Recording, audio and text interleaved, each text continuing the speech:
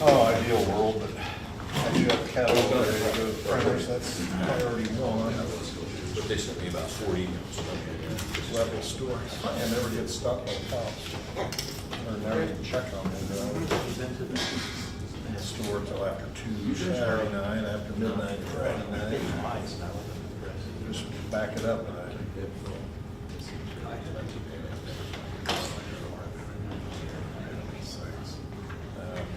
kind of brings me back to my old profession when it was a normal thing. Association manager work, I'd be there till 2, 3 o'clock in the morning.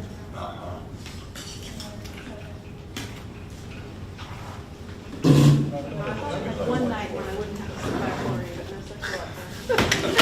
no such luck. I said, I thought this might be the one night I could not sit back for you, so no such luck.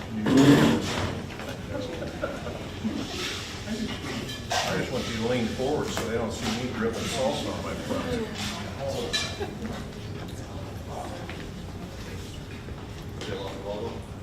Okay, looks like it's 5:30, and we're going to go ahead and get started on time, and we are broadcasting this evening, so we theoretically have people watching.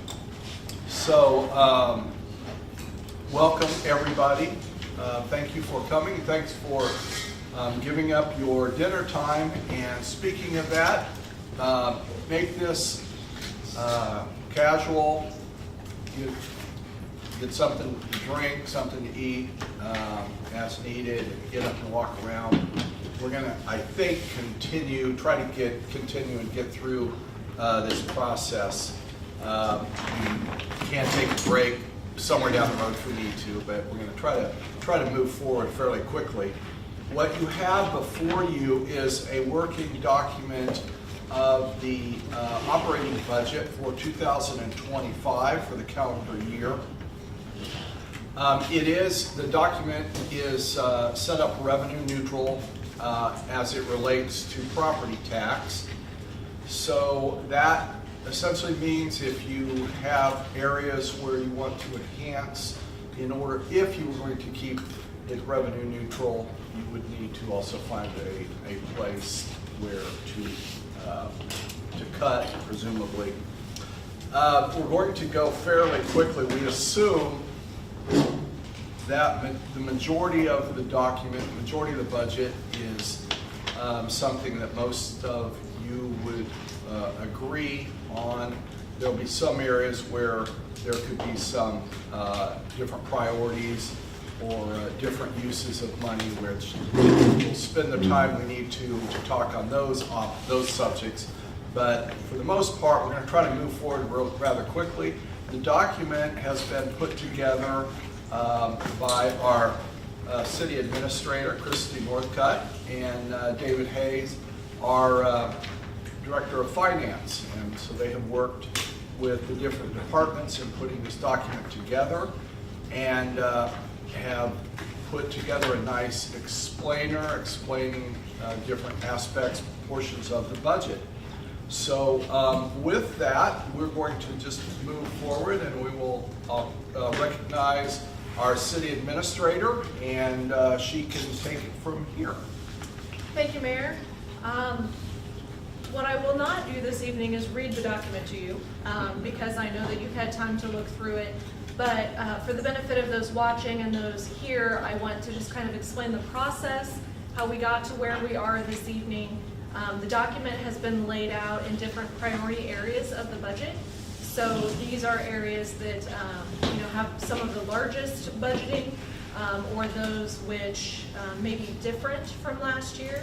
So you'll notice that there was a legend on the front page that explains if it is neutral to last year, if the budget item has increased from last year, or if it has decreased. So that helps you to understand where we've made changes in the budget to get it to revenue neutral. So we started this process in April. Actually, I think it was about March. We started the CIP meetings with our department directors, all of whom are here this evening. And from there, we built the capital improvement budget, which we presented to you in May. On June 15th, we received the revenue neutral rate from the county clerk. That is 53.676 this year. And over the next few weeks, we put together an initial draft budget and came to you on July 15th with a recommendation to file a notice of intent to exceed the revenue neutral rate. You all voted to do that, and so most of you voted to do that, so we did move that forward. That notice went to taxpayers today. I received mine today, so I don't know if everyone did, but I assume most people received that. That gives the information about the hearing that will take place on September 16th and lets our residents know that we have filed that notice of intent to exceed at a mill levy of 55. But since July 15th, when we met with you, we have taken your feedback, your direction, input from the department directors, and we have presented to you this evening a revenue neutral budget at 53.676 mils. So as a reminder, we started in June at about 70 mils. So we've gotten it down to 53.676. Because we filed that notice of intent to exceed, we can go up to 55, but we cannot go over. So any changes made from this evening onward, with direction from you, if you make changes to the budget that bring it up, it just can't go over 55. But if you wish to remain revenue neutral and you make changes to the budget, we need to cut somewhere to keep it at that 53.676. And not to interrupt, but Yes. on the actual budget documents that you received, you will notice that the rate shows at 51.298. The reason for that is the RHID that Stockholm is receiving is the rest of that, which is 77,134. So that when we submit it to the county, the revenue neutral will be, or the mill levy will be 53.676 once that's accounted for. I have a quick clarification. I may have misheard.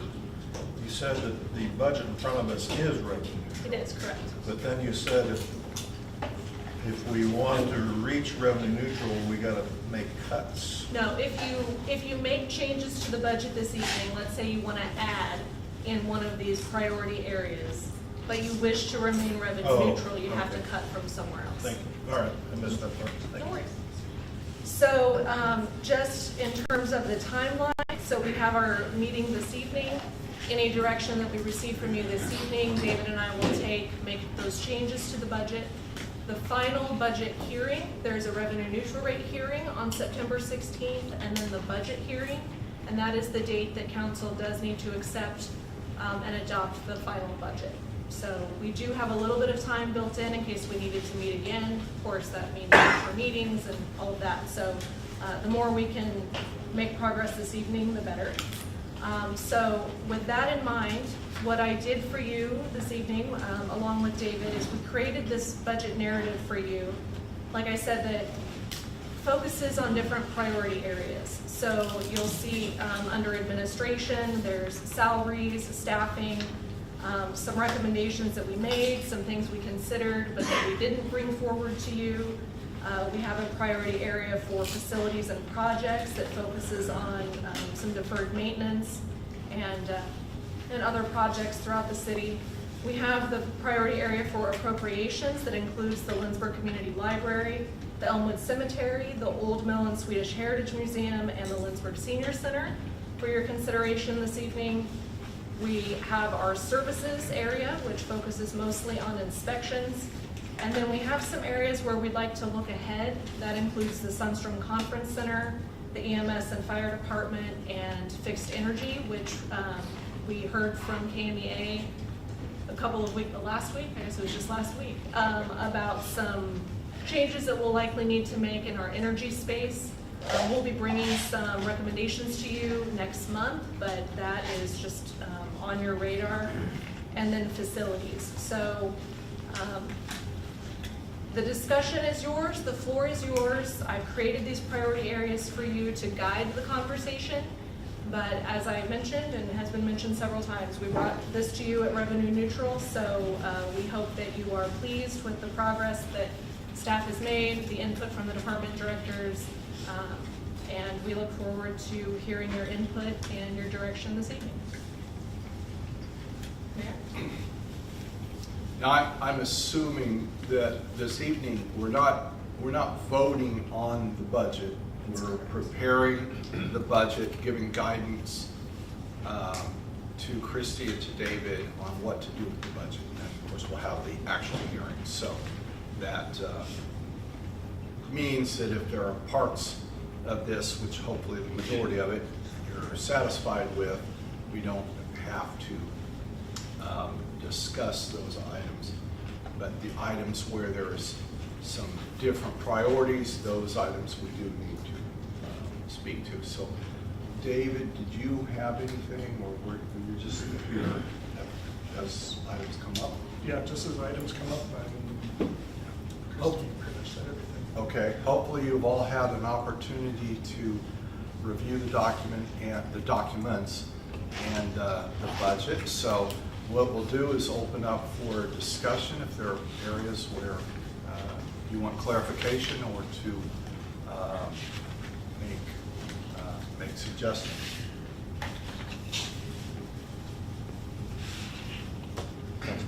I noticed on page 22 of the document,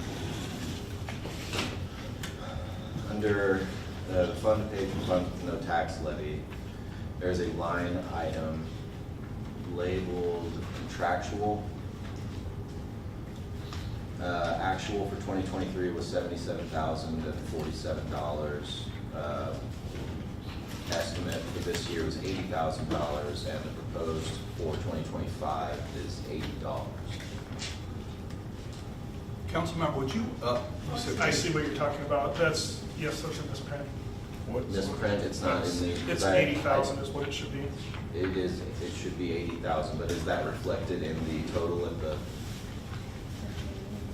It changes it, yes, but I mean, that basically, so we have two different types of funds. So we have the tax supported funds and we have our enterprise funds. And so our enterprise funds, those are revenue generating. And so all that will do is on column, well, you don't have the column number, but at the bottom where it says cash reserve, the cash reserve would be reduced by that 720,000. So Okay. just a clerical error there. All right, thank you.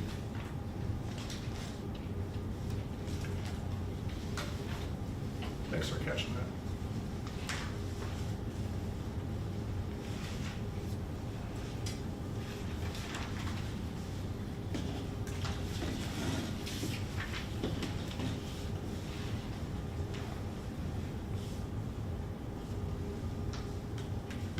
I have a question. In last year's budget materials, it says that the value of one mil is $30,715. Is that still the case? I know that's been explained to me a million times, but I still like to. So it basically, what it does is it takes the estimated valuation that the county gives us and we divide that by 1,000 to determine what our mill is. And so our mill, estimated mill, again, final property valuations are not done until November, but our estimated mill is $32,443 this year. Okay, so 32,443. 443.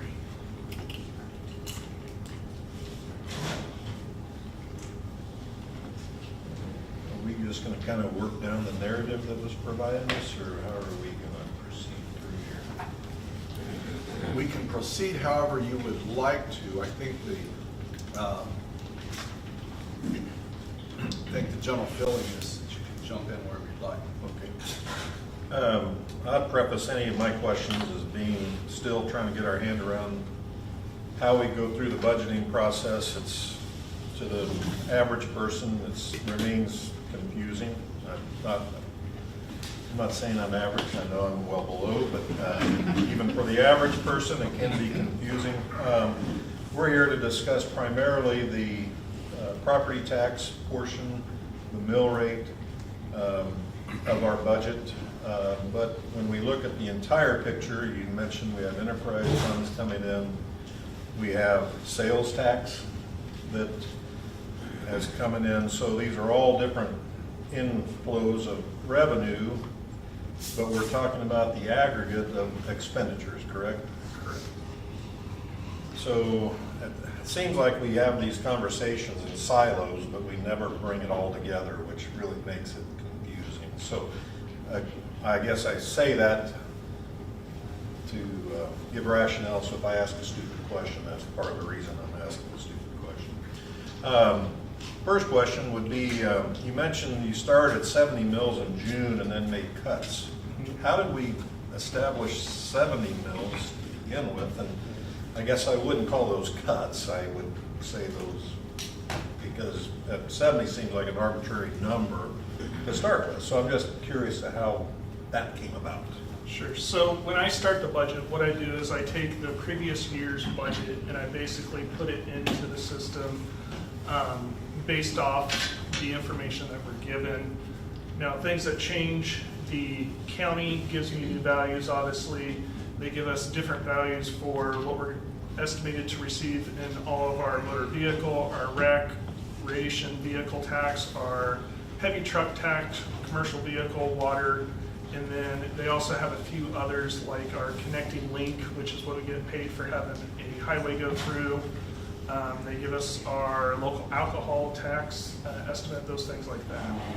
So then the next thing I do is I take out all of the capital outlay from the previous year, because obviously capital outlay is one thing that changes from year to year.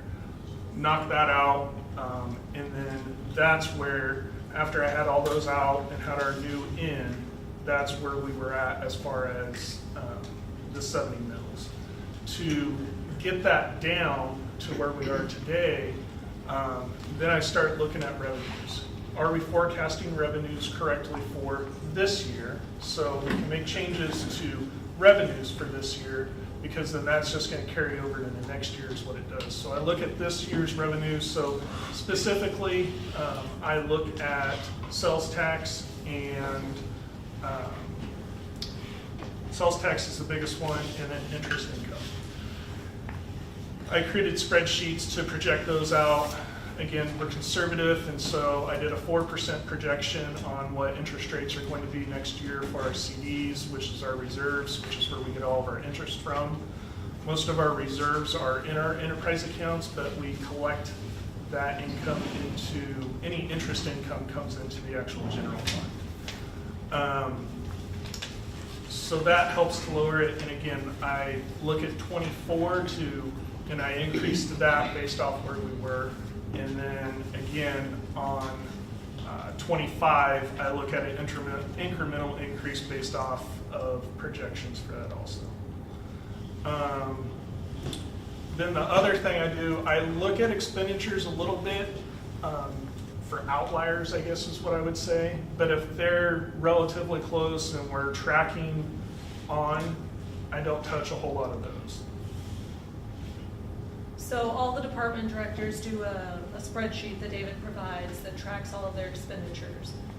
It's a little tricky because of the calendar that's provided to us from the county. So we're using the first 4 or 5 months of actuals from this year and the actuals from last year to project next year. So we don't have this current full year, so we just have to do projections. So we are conservative in terms of our revenue. We base, we expect expenditures to be higher year over year. So using all of that data, it automatically produces that we were around 70. So then we start making adjustments to all of those different line items to get it where we need to be based on your direction. Another large area that a large cut was made was in capital outlay for the police department. Because of the way we did the remodel for the police department, all of those funds were actually encumbered and paid out, encumbered in 2023. They weren't paid out until 2024, but encumbered in 23. So because we had a great year with sales tax and with interest, we had that extra to be able to carry over. And so I was able to reduce that out of the PD for 2024, which then again, that money then carries over to 2025. All right, thank you. Just quick, and then you mentioned the enterprise funds. And the materials, I may have missed it, but we have a stormwater utility now. And is that listed anywhere, the money's collected for that? It may be in there, but I just can't find it. Well, the easiest place to find it is under the diversion channel project in your narrative. So that's on page 3 of that narrative document that we prepared. So we talk about the diversion channel project, that is not a tax, Well, the- but my question is, do we have a spreadsheet like we do for everything else for that? no. Okay. It'd be interesting to know how much additional revenue we're collecting every year because of that assessment. Okay. And I don't know, I have no idea off the top of my head how much more it's bringing in. Just a reminder, that would be money that would normally come out of our operating budgets to pay for that, or I guess would be partially funded by this mill rate that we're setting if we didn't have that, correct? Correct. But I would be curious to know what that additional, essentially tax About is. 235,000 annually is what we're collecting in that. Out right now is, the only thing that we paid out of it currently is the Cow Creek, the first part that we did, and then obviously the diversion channel. And then we're bracing ourselves, or preparing ourselves for the diversion channel and the other phases of Cow Creek if Correct. we're ever allowed to move forward with that. Okay, thanks. While sales tax was recently brought up, I suppose this is page 7A. Local sales tax and compensating use tax are both estimated. We have the actual number for 2023, current year estimate, and proposed for 2025, and there's a wide margin. I know you talked about estimating conservatively, but that seems like a lot. So I just wonder why such a wide margin between the estimates. And I kind of figured this question would come up, and the reason is because if you'll remember, in December, we have a half-cent unbudgeted sales tax. And so there's half a cent that we receive in sales tax that is unbudgeted for issues that occur that weren't expected. Sunstream AC, City Hall AC, their capital, it's put aside for capital items that occurred during the year that weren't expected. Now, a portion of that is also in December, we either recommend a transfer to equipment reserve, or we don't recommend anything just based off kind of the expenditures that we had. Last year, we did not recommend a transfer because of the public safety project.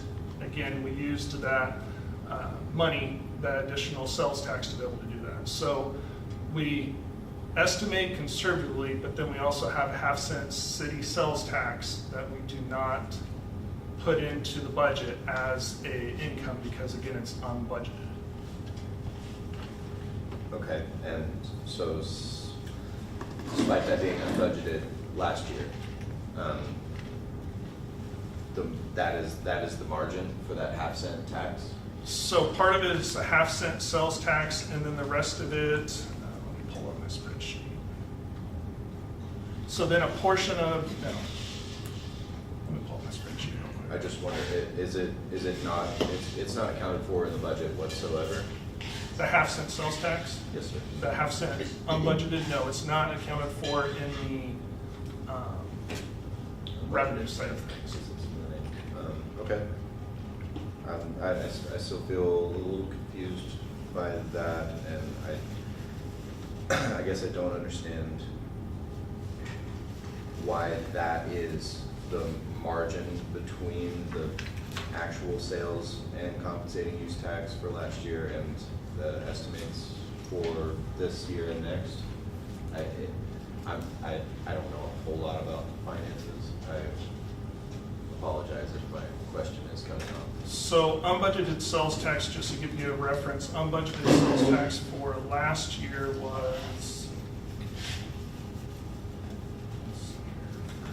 23 was $251,000 was unbudgeted sales tax.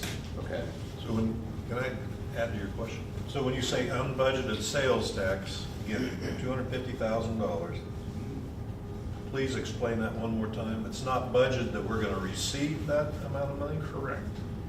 What makes it unbudgeted? Like an act by the city, how it was passed, like I don't, like, you know what I mean? So.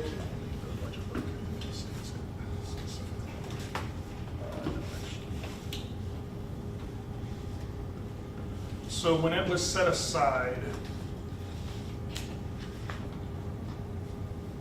Councilmember Swanson, for reference, are you on page 7A of the budget document? Yes, ma'am.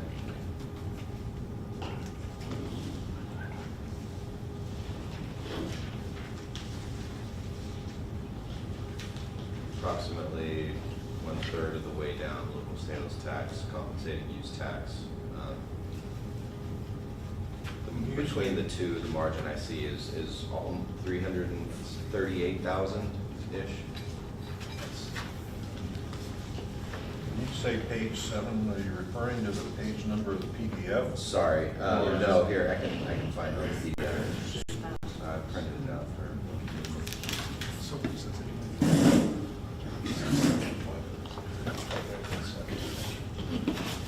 That's 7, that's 7. So another thing that the unallocated local sales tax, so in the document that we talked to you guys about it, it's basically generally budgeted to be transferred at year end to either the equipment reserve or the capital improvement reserve fund. 50,000 is usually budgeted. And then again, the rest of it is used for unbudgeted items such as repairs to infrastructure. Sometimes it's carried over to the next year knowing that there's a large project that's going to be going on, such as, like I said, we didn't transfer because we knew that the public safety renovations were going on. The other thing that it doesn't count for is any losses that we have in any of the tax levied funds. So if there's a loss on anything, then it can be used to offset that. I was just asking, like, what makes it unbudgeted? That's how it was enacted as a sales tax. That is my understanding. I don't want to speak to that because I don't know for sure, but I Okay. believe that is what it was. It was to be used for equipment reserve or capital improvement, either during the year or into the reserve.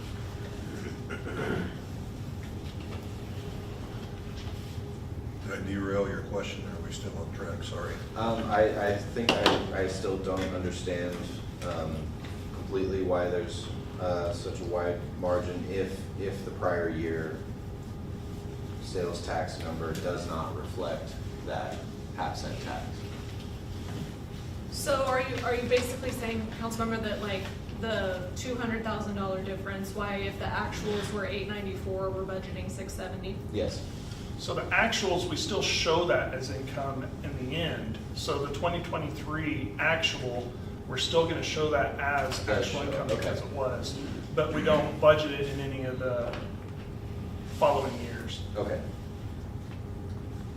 Okay, that's it. That's Yep. what. See, I was Yeah. under the Yeah, impression so we that the don't budget it, $894,000 but it's was always not. going to be over, yeah. Right. Yep. Okay. And that is also reflected in compensating use tax. I actually don't understand what fully understand what. So compensating comp use tax is,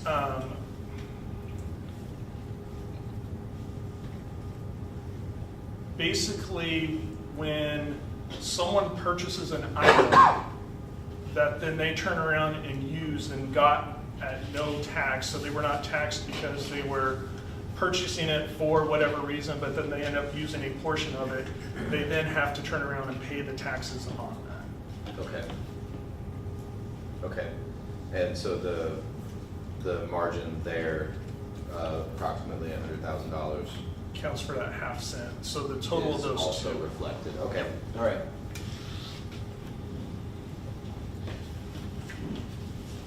You said that last year the actual for that half cent was 250,000. 251, yeah.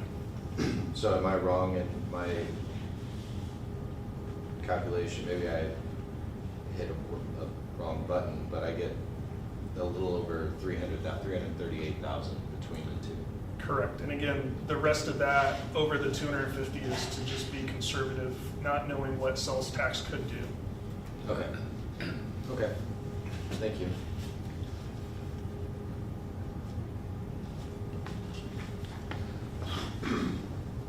Not to digress further, but I guess, do we have any idea, sales tax revenue has gone up dramatically over the last few years.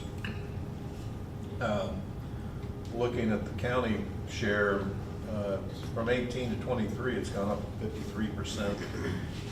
And the city, during the same time, was up 39% or 40%. And that's like almost $500,000 in increase. Do we have any idea what's driving the sales tax up that much? I'd say people are buying things. Is it I mean, a lot of good that, deduction? I'm not gonna- I mean, some of that does speak to our local economy, obviously. Not only Lindsborg, but First County also. But then the rest of it is going to have to come from, it just skipped my mind, but the inflation. So because the cost of things increase, obviously sales tax increases along with that. But I would definitely say our vibrant downtown, our community in whole, definitely helps to increase that sales tax.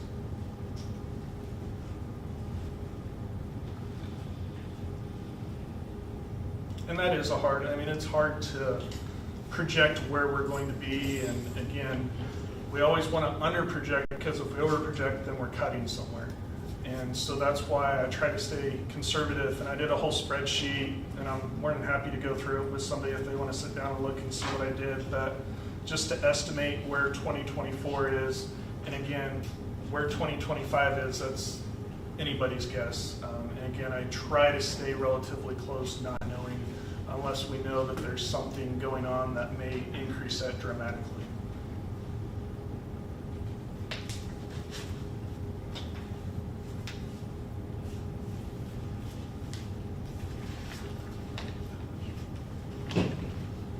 Maybe just to reset a bit at the top of the document, there's a $25,000 expenditure in administrative services to have an outside evaluation completed on the fire department. And I feel out of the loop regarding that. What is the outside evaluation of the department regarding? So it's something that we're recommending. So we have had some trouble recruiting and retaining fire department personnel as a volunteer fire department. That's not something that's exclusive to Lindsborg. That is nationwide, a struggle for fire departments. Chief and Roxy and I attended a meeting in Wichita a couple of months ago where some fire departments spoke, some volunteer fire departments spoke about their experience having an outside evaluation done of their department to assess their policies, their personnel practices, their recruiting practices, if they would recommend we move to kind of a hybrid department where we have paid 24/7 staff along with volunteers, just so that we're never put in a situation where we're not able to respond to calls because of our trouble with being able to get fire personnel. So this is an estimate of what that outside evaluation would cost based on what those departments shared with us they spent and the service that they used to do that. It was through Wichita State. We would of course get bids, but the one that we were looking at based on the needs of our department, the size of our department, our budget, this was the estimate that they gave us. So we, in anticipating that the city will continue to grow, that we're looking at AMR, that contract running out at the end of 2026.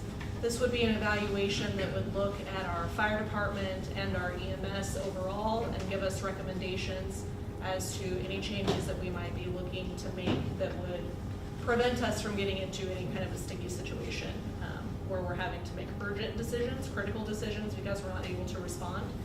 So this is just a evaluation that we're recommending as staff to do that assessment. Thank you. 25,000 seems pretty high, just from a layman's perspective. I guess my question is, you said you were at a meeting with other cities. Does the league or any other associations provide a forum for you guys to get together with other cities and just talk about these things amongst yourselves, what works, what doesn't, so you don't have to hire an outside consultant? $25,000, that's half a salary, to do something like that? It seems like the league should be stepping in and helping, or at least providing the forum for cities like ours to get together and talk about best practices and what works and what doesn't. Does that exist or no? Well, I don't know that it exists formally, but we have those conversations. Like I said, we spoke with 3 or 4 cities at that meeting. I've done some of my own research, as I know Chief has, in speaking with other cities. So we're learning from other cities, but to have the evaluation, what it allows, it just allows that outside perspective. It's certainly not something that you would have to do as a council, but we're recommending it because because when we did the same thing for EMS a few years ago, Chief spent a good portion of his first year trying to evaluate that, and it kept him from, focus on other areas. So this allows staff to continue to do our work and having outside expert people provide us with recommendations. So that was staff's perspective when we were presenting it. Well, I'm not downplaying the importance of being evaluated. It's just whether I'm assuming there's a pretty good salesperson that pitched that to you, but just seems like a lot for study. And it could certainly be less than that. That was the amount that we got, in talking to other cities that they spent. So we just plugged that number in because we had to put something, because we hadn't, fully presented it to council yet. We just wanted to be sure there was a spot for it in the budget if council wished to move forward. Along those lines, under the city hall deferred maintenance issues on the last bullet point, there's a space needs assessment. Mm-hmm. Is that in addition to the $15,000 for the door, or are those No, together? that's all together. And I think that's probably a little high as well.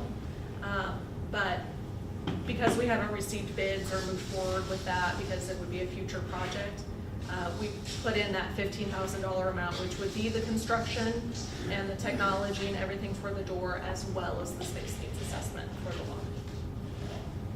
On that, City Hall is on the historic registry, correct? Correct. So for the elevator maintenance that was not that long ago, are we applying for tax credits for the maintenance that we are doing? We did apply for tax credits for the City Hall painting project, and there would be, for a project like this, as well as windows or, the roof, the HVAC, any of those things. We didn't do it for elevator, but we could certainly look into that. But we have for the painting, and we would for any major project that was outlined here. Okay. So the quote, the estimate is $100,000 to replace all the windows in City Hall with a 40% tax credit from historic registry. Would we need to budget that full $100,000? And also, this Heritage Trust grant is 80-20 match. It seems like it. Maybe I don't fully understand the trust grant. So it's an 80-20 match. We only budgeted the $20,000, the match. So if we were asking for a $100,000 grant, we budgeted the $20,000 match. Okay. So if we were to not receive the grant, we would only have $20,000 budgeted, which would not allow us to do the window project. That would be applied towards other, like the water infiltration or some of the sheetrock repair. We would be able to use that money towards one of the repairs in City Hall, but we would not be able to move forward with the window project. Okay. Once again, just to confirm, that 20,000 is in this budget that we're talking about? Yes. The same with the 25,000 for the study? Yes. That's included in what's before? Yes. Thank you.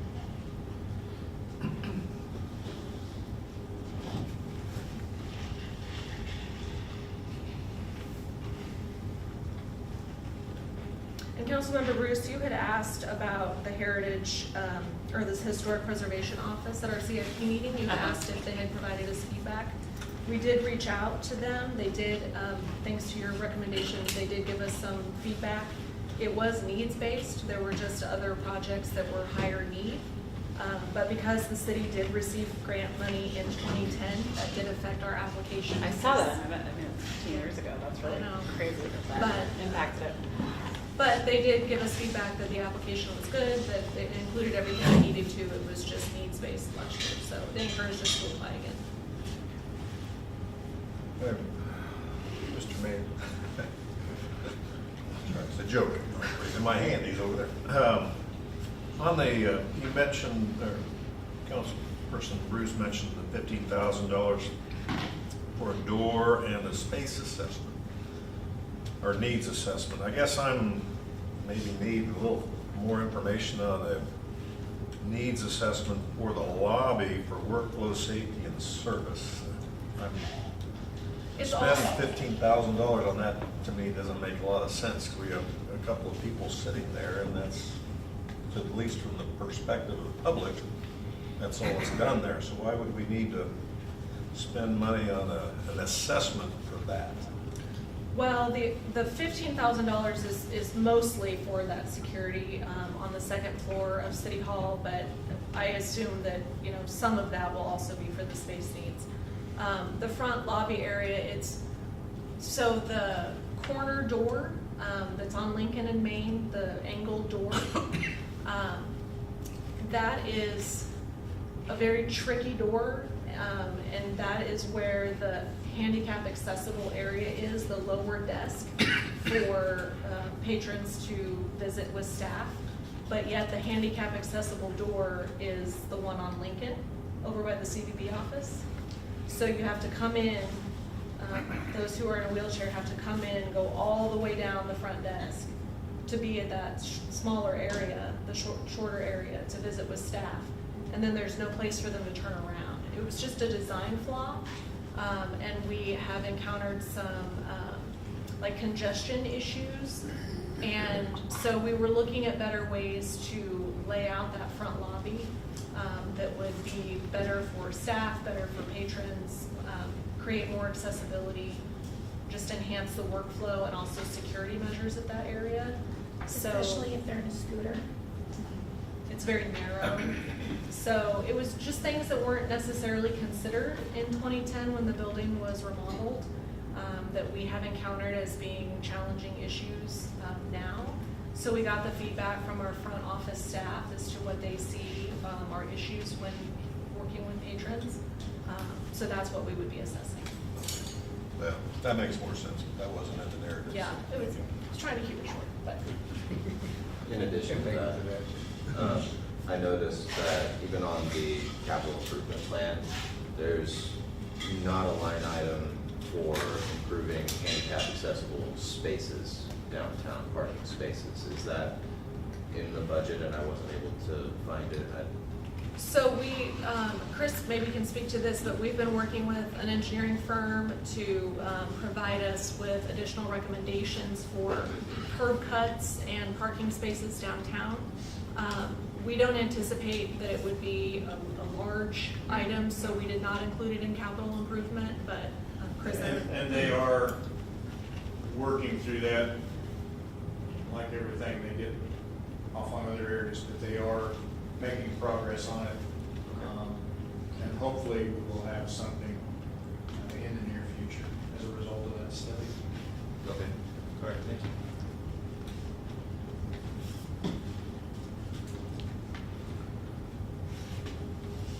I like the idea of a full-time grant writer. Seems like it's been very helpful for achieving certain goals. That was a position that we considered. But it's not in the budget. But we did not put it in the budget because of wanting to remain revenue neutral. So if that is something that council wanted to move forward, we would have to cut elsewhere in order to achieve that.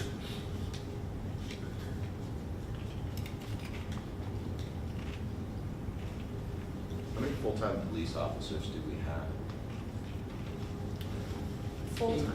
8 full-time, 2 Sorry, I'm just I noticed, 8 full-time, 2 part-time. I noticed another thing in the, so yeah, page 7A, 13 of the PDF, I think.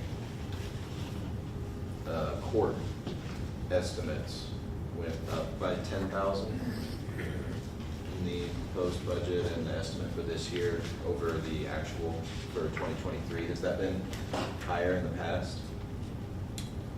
So previously, it was over $60,000.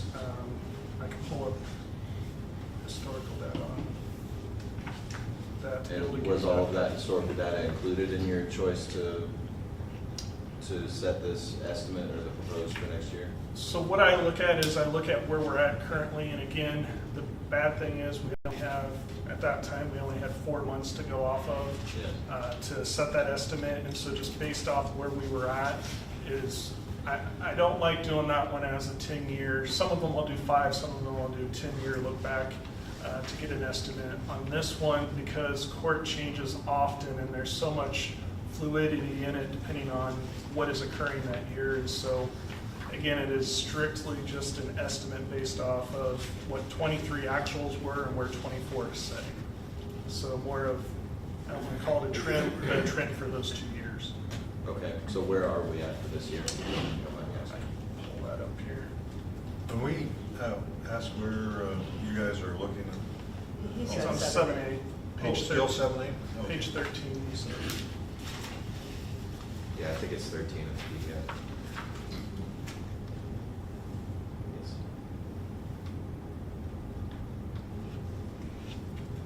So court right now, I see actual for last year was 35,000. 35,000. for 23, correct. Right, right.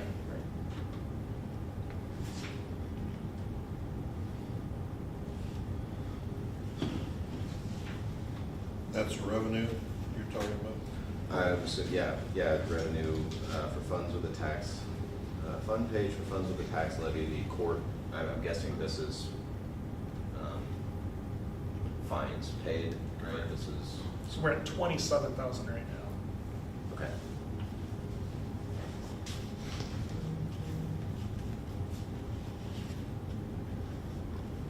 So for us trying to figure this out, that's the allocation you take from property tax to give to the courts to pay their bills. No, that is amount of fines that we receive Okay, so from this is municipal the court.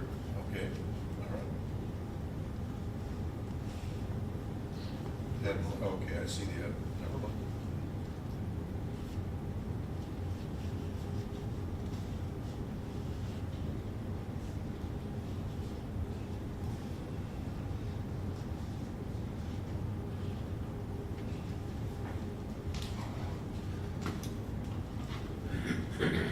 You We're might done see, with you that. might see where I was going, that, sorry. No, are you still on that point? Go ahead, I got something else. I don't know that we need 10 police officers. I wonder if there would be room for a grant writer within that, or, I mean, this building has been losing us a lot of money every year. I wonder how much of that could be cut.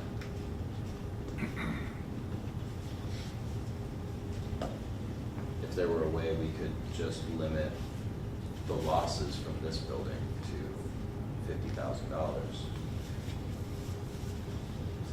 that would be our grant writer, right? Yeah, and that would be the goal. I mean, we have the committee that's been working on the Sunstrom has been setting goals, and so the goal is to reduce those losses year over year based on changes that they've made to the rate structure and reducing the overhead and ways that we anticipate that we can reduce that loss. So I think we would need to give that time to prove itself before we could, you know, hire someone else, hire another position, not knowing that all of the changes that the committee is bringing forward will work. I don't know if the committee wants to speak to that. Sure. Being part of the committee and hashing through this for the better part of, 6 months now. It's a lot of help from committee member Rebecca. Thank you for all the work you did on that.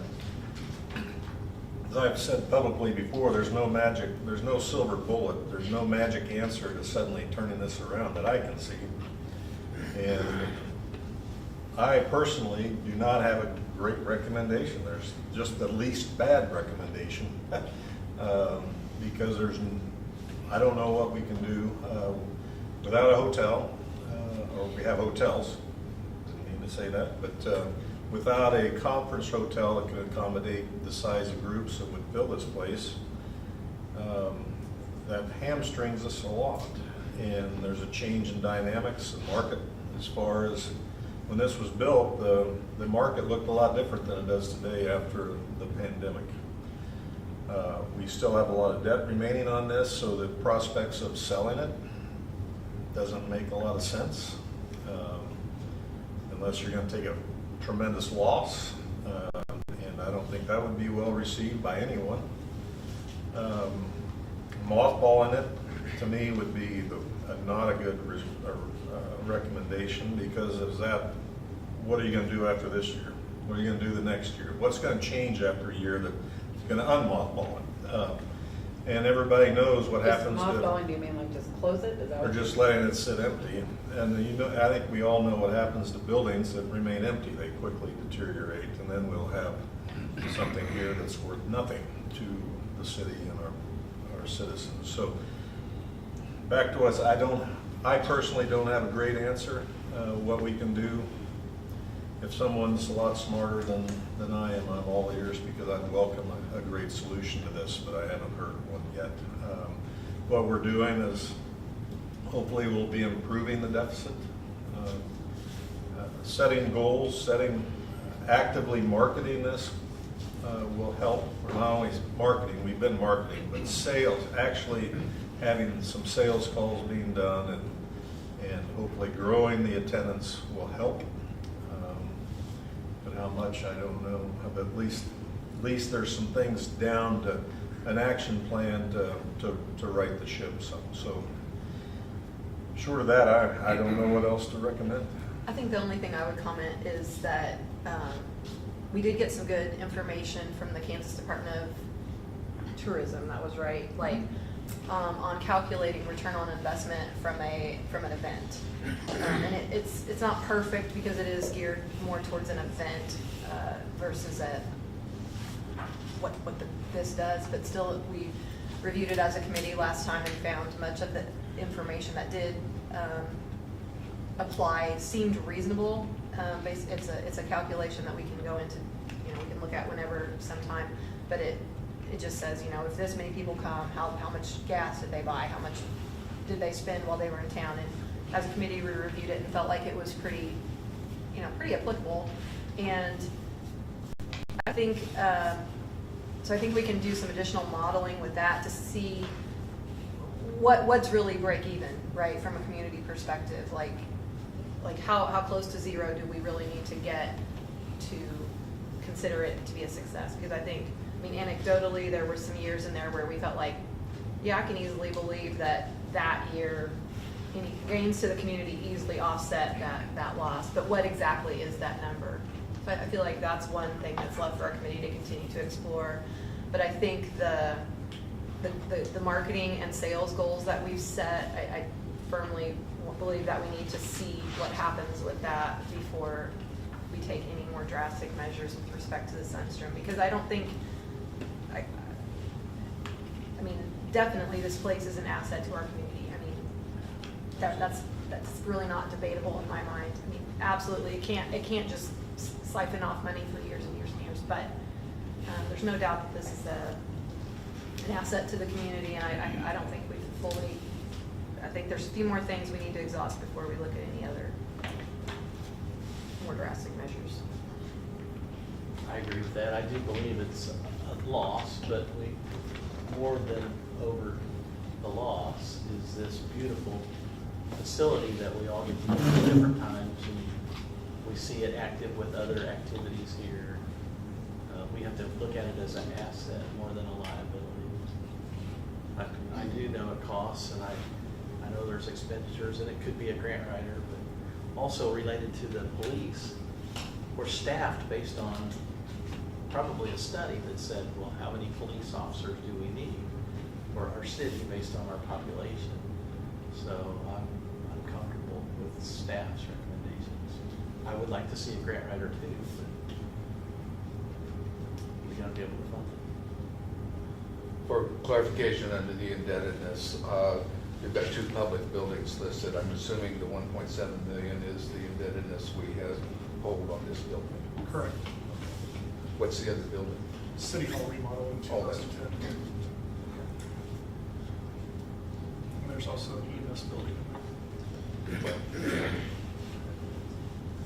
And as to the information from the Department of Tourism, you know, one of the things that strikes me is that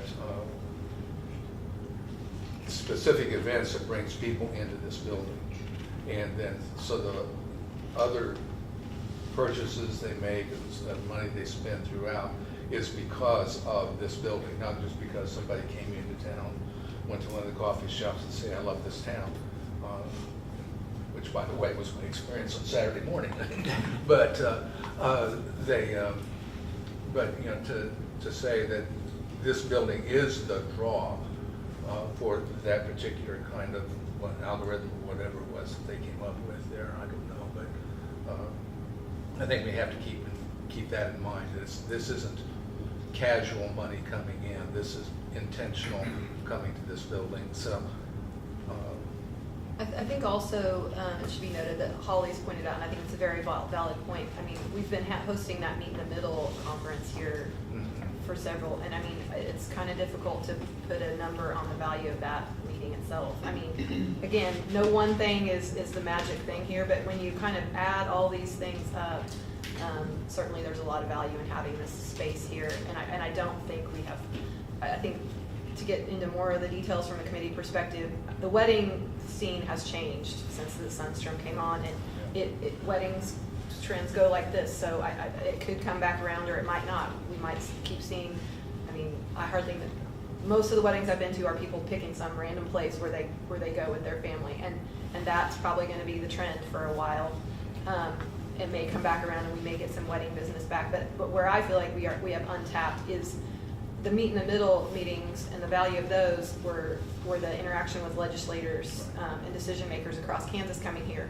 But if you think of the Meet in the Middle concept in a broader sense of all of the different statewide meetings that potentially happen week in and week out, where we can, yet no, we don't have a hotel, but if you think about it, that can almost be a selling point. Come to the middle so you don't have to buy a hotel for your meeting. I mean, you know, there's some different ways we can leverage that I don't think are fully tapped out. So. Anyway, we could go on and on Sunstrom, but we can leave it there. Hopefully there'll be one state association that gives us a lot more business than they already do now. That'd be great. They already give some regular business. When is Meet in the Middle? Is that every other It's year? next year, be next June, be next summer. Next June. Next June. I've got just maybe one follow-up to the police force. Have we ever, and maybe the insurance doesn't allow it anymore, but have we ever done ride-alongs or anything to really let us as council people and others concerned citizens truly understand what a day in the life of a local police officer and police chief is? Because I've heard just enough to know there's a lot more that goes on in our community than a police officer standing or sitting at the highway ready to write a speeding ticket, which I appreciate, by the way, because I try to get on the highway every day, and sometimes it's challenging, but we appreciate that. But the point being, I don't have a full appreciation of what goes on, and I don't know if that's possible, but I would welcome the opportunity to do something like that sometime if we had that opportunity, just to. We do have a ride-along program that people can utilize if they want to. Could we have an organized one for city council? Just an idea, just throw it out there sometime. Not all of us at the same time. That was not my Look up hay bales at the back and pull us all around by our car, that'd be amazing. We all get ball caps. When it comes to the police force, though, I do want to mention of those 8 full-time officers, one is our full-time SRO, one is a detective. So we have 6 doing patrol, it's 24/7. So, I mean, it's, I see the police reports and our police officers stay busy, and it is comforting for me as a resident to know that our city is well cared for and patrolled. And so I would not, from a staff perspective, from my position, my chair, I would not want to eliminate a police position in favor of a new position, because I think that, I know that, it's not that I think it, I know that the 8 full-time officers and 2 part-time officers that we have are very needed, and that's actually less than many cities have of our population, and our population continues to grow. We do have a college campus, so that doesn't have on-site public safety, so our officers also take care of the college, so I do see it as a very important role. Can I add something to that? Of course. Just so everyone understands, the part-time officers are not on salary. They only get paid when they come in and cover for someone. They cover vacancies, sicknesses, and training. So we're not really paying for them until they actually work, so they're not the same as a full-time officer. And you're fully staffed now. Correct.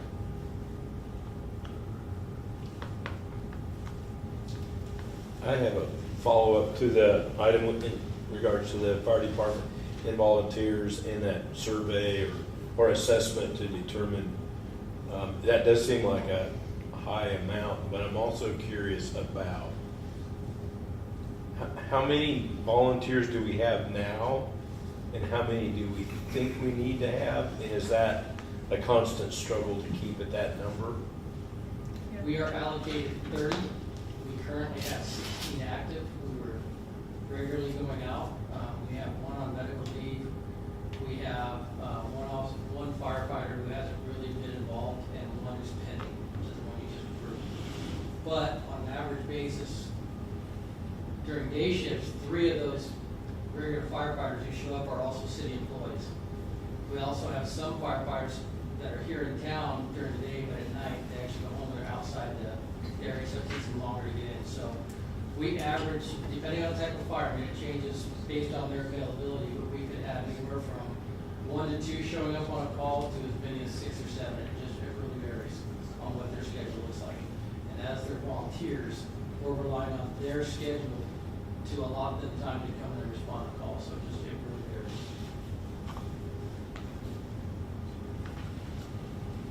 My big concern is that I'm starting to see some similarities to what I saw when I got here to the EMS. And I do not want to end up in that situation again, where we don't have a fire department that can come in and handle calls. I guess, following that up,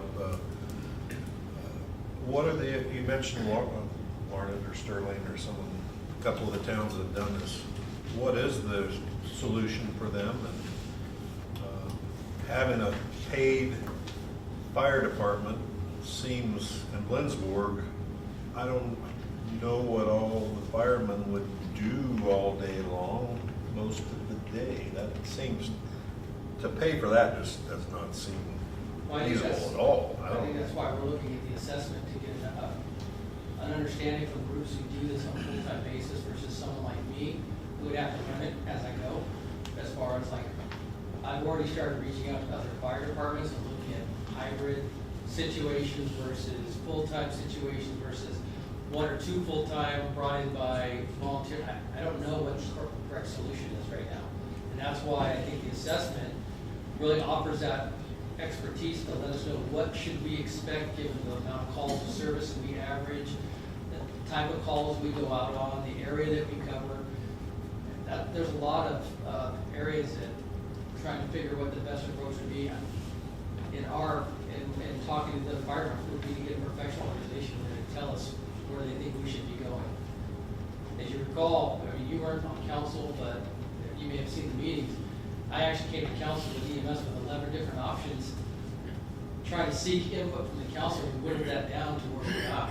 It took a lot of time, both on my part and your part, to sit here and listen and look at the issues and address it to the point where we thought, and we were doing that under the pressure of investigations and lack of personnel being out of service. I don't want to get to that point where we're seeing that with our fire department. Almost sounds like you need to hire parks, other utility workers, as firefighters that can also serve as the other role, because I don't, that's a mountain I just cannot imagine climbing to have a paid fire department. I would not anticipate that the recommendation would be a fully full-time fire department for a city of our size. But in talking to other communities, I mentioned Kingman, Larned, and Eudora, there are three that we have talked to. The results have varied based on department, but like one went to a full-time fire chief so that there was someone on staff, on call during the days. One went to a hybrid department where they had like 2 fire personnel on call during the day. The rest was supported by volunteers. So there's a number of ways it can be done. We just, we're hoping to have, experts who do this help us come to some sort of an idea of what we should look at doing in the future. Again, I think that number's high, but because we haven't received bids, we just know what other departments have done, and so that's about the number that they gave us.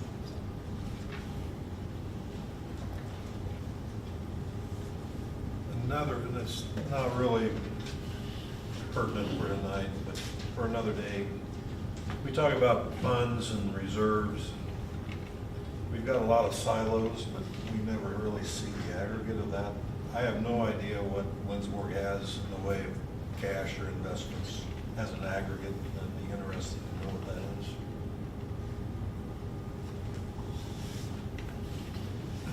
Speaking of cash balance, unencumbered cash, I wondered the refuse collection as unencumbered cash balance.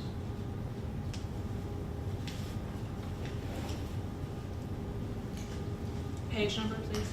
Yeah, 1 second. I want to say 14 in the PDF.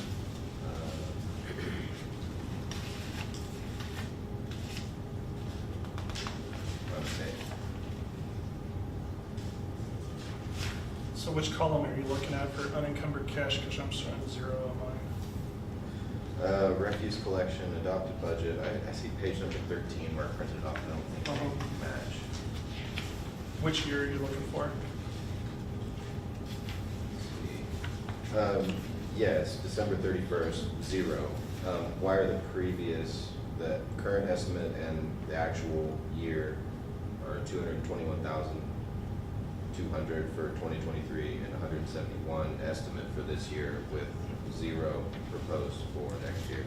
So if you look up above, so what we do is we have a cash reserve column, and that's cash reserve column, 2025 column that has 118,350 in it. So what we do every year is we take that from the budget and take that out because that is a cash reserve. Okay. What's been going on with refuge collection is it continues to increase in cost.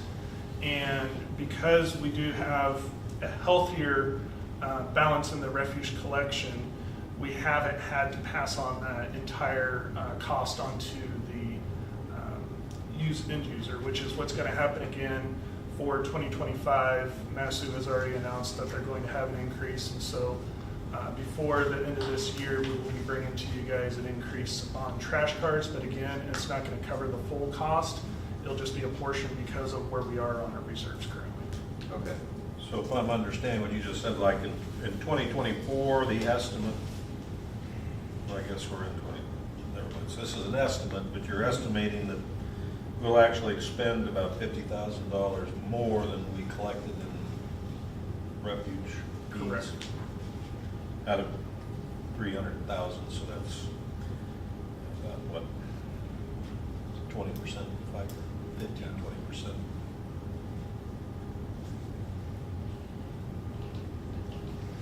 So previously, we had been collecting more than we were being charged for the refuse collection? I wouldn't say we were collecting more, but I think that our expenditures have not been as high as they previously have been in other areas for refuge.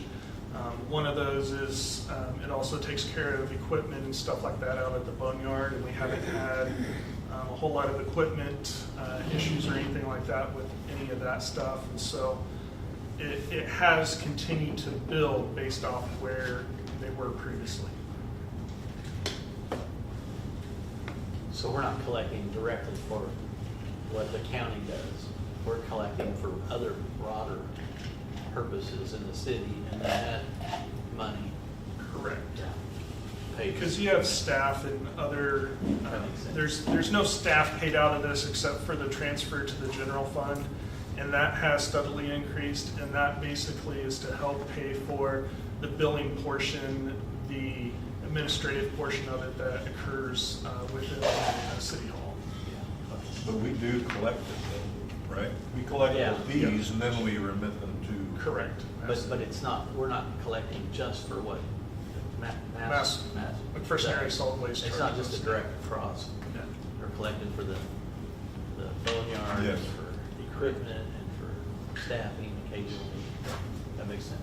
Like the recycling area, that's through the person also, right? So- Yeah, we don't pay. So we don't pay anything. Well, yes, in a roundabout way we do, because we pay a recycling fee to McPherson County. Now, that fee is based off carts though.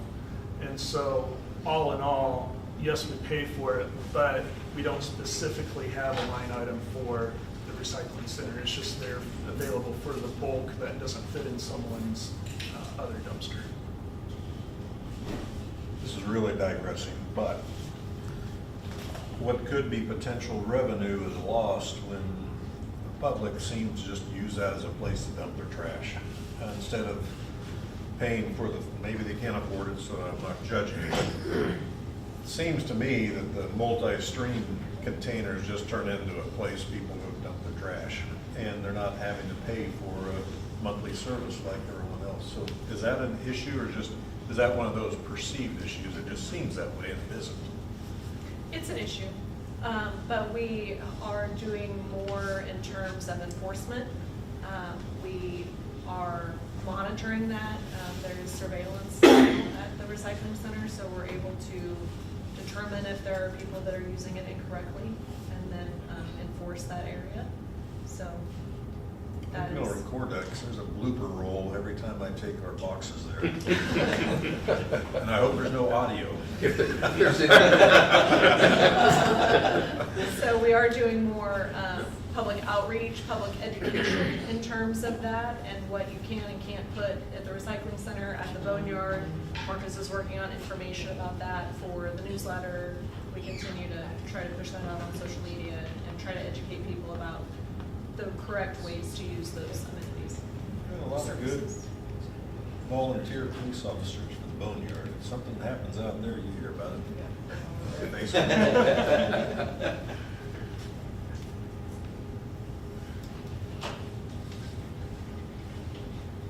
So under facilities, we got rec center, sports complex. What's our long-term goal there? What are we looking at? I mean, Well, I know it's in the that's up to budget you for all. 25, Fundraising. but I mean, it's in the budget down in the lower. So are you on the last green. page? Yeah. So the reason that we put this in this document is that for some time, we have been discussing a rec center. Correct. So with the award of the KDOT K4 project, there'll be a lot of dirt available when that bridge comes down. So I'm just putting this in front of you all to consider that that a lot of that dirt could be used to build up the area around the sports complex where Troy Miller Field is for potential additional fields in that area, or a building, a concession stand, restroom, building in that area.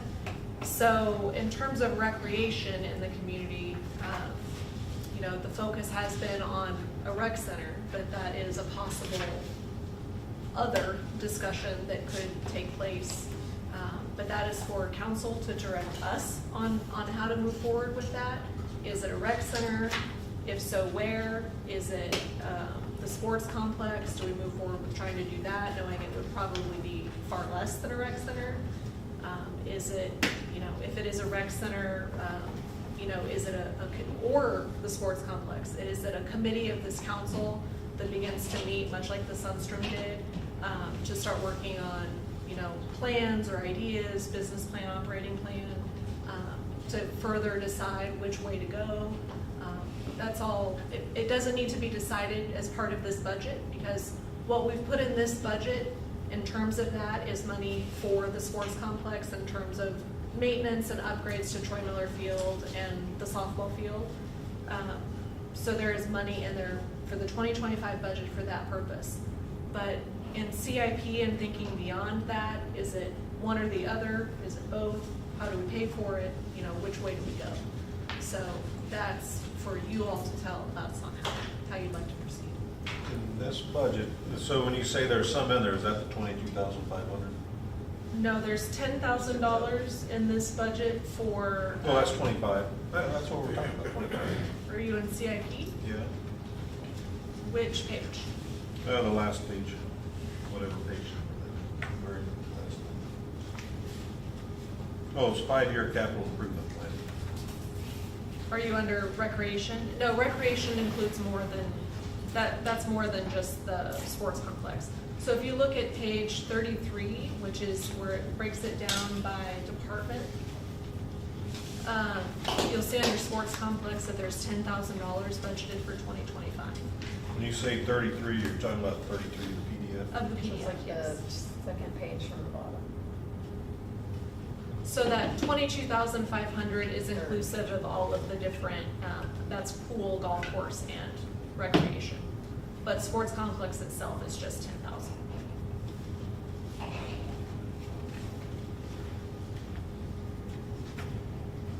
But this has $400,000 for a new clubhouse, so we're not approving that tonight, are we? No, that would be, council's direction for that has been that it's fully grant funded or Oh. fundraised, so that's why it's shaded a different color, so it's not included. And why it says grants and gifts under funding. Yes. Okay.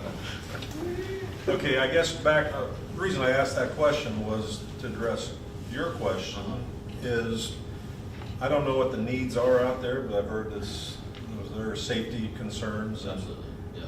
does that even come close to touching it, that problem? And then two, is that our sole responsibility, or are we joint partners with the USD on that, or Bethany? Is it a tripartite thing? Which field are you asking? The softball field is the one I've heard the most Okay. complaints about. So softball field belongs to Bethany, and we use it for recreation, and USD uses it for softball as well. So there has been a committee that is formed. Councilmember Corwin is part of that committee, and it includes some other community members and Bethany College and the school district to move forward with a plan to upgrade the softball field. Yeah.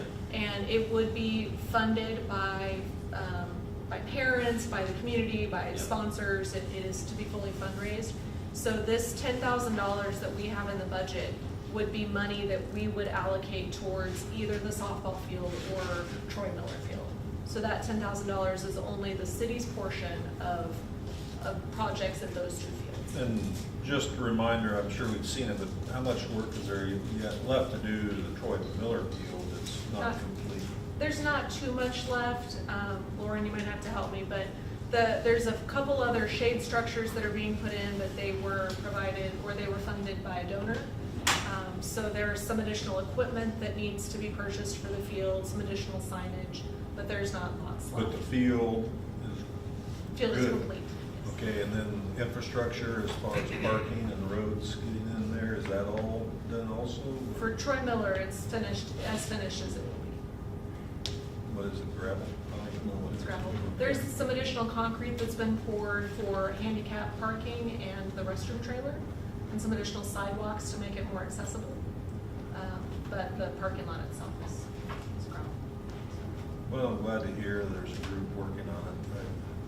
It's a good project. When they We've started- taken it on, and, yeah, it needed to be done, it's gonna have to be done. It was just Especially terrible safety feeling for us, concerns. so. Yeah. It was, yeah, but any help, we would be helpful, so, because it is a fully graded field, or parents are paying for it and all that stuff. Yeah, it's gonna be a good project. And then back, I mentioned the golf clubhouse. Is that your goal then, that fundraise and have it Well, out of the 2025 budget then, since it's in that column? it's in that column, but it's not in the city's budget, so because it would be fully fundraised. However, you'll notice that the narrative says the golf course clubhouse condition continues to decline. And for you to decide is whether there needs to be additional funds or any funds under clubhouse to address the leaky roof, the deterioration of the clubhouse. We're kind of patching it as we go.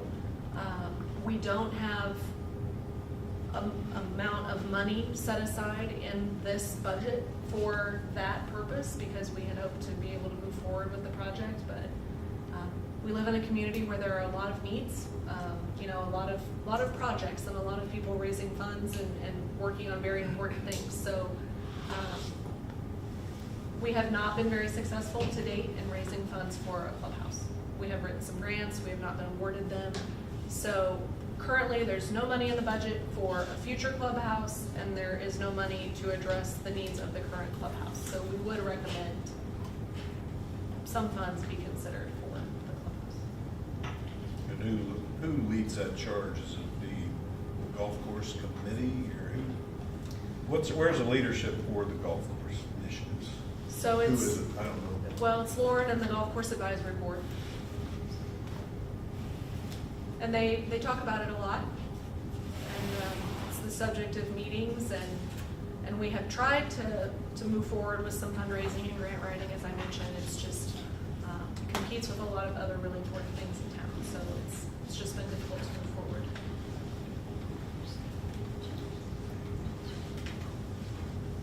I think it goes back to Josh's point earlier about the importance of that grant writing position and how helpful that could be. I don't know how we try to find a way to make that happen, but we talk about a lot of different grants for a lot of different things, and without, what I hear is even if we had one, that person would be extremely busy in all the different areas that we look to. Write grants for. To that end, we did actually, in the last few moments, discover that there was an error in another section of the budget to the tune of about $80,000. Which way? That gives us the room to consider that position, if council wanted to consider that. But Is that what I mentioned at the start? No, underneath the CVB for their commodities, and this is where spreadsheets are the demise of anything, because one little character wrong makes it entirely wrong. And so if you look at commodities, and this is on page 7B, the commodities were 87,500 and it should have been 8,750. I did notice it, but I forgot to But write it that would down. only be for 1 year, what about the next Correct. year? that's correct. And so with a grant writer, it wouldn't have to be 100% funded by, It says 87.5. by a tax-supported fund. There's the potential to be able to use funds from some of the other, because they would not only be writing or looking for grants for tax-supported funds, but they could also look at tax or opportunities for grants in the electric, in the water, in the wastewater. And so some of those revenue generating funds, we could use some of, because 80,000, you have to think, that 80,000 does not allow for a large salary when you're talking about a full-time position that has benefits. And so we would need to look other places, other funds to be able to pull that. And we do have the availability in those funds to be able to share it across all of them. And I feel like with this, we would have the opportunity to be able to even look at it further. And again, I apologize for the error and should have caught it.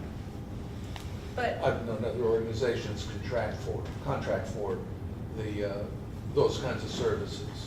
And I don't know how feasible that is, or whether the demand would be so great as to require a full-time position, but certainly it seems like a feasible way to look at things. The other thing is that you would hope your grant writer would pay for their own position, because if they get a grant for $200,000, they've just paid for their position basically at that point. And so that would be the hope for the grant writer is that aspect as far as longevity.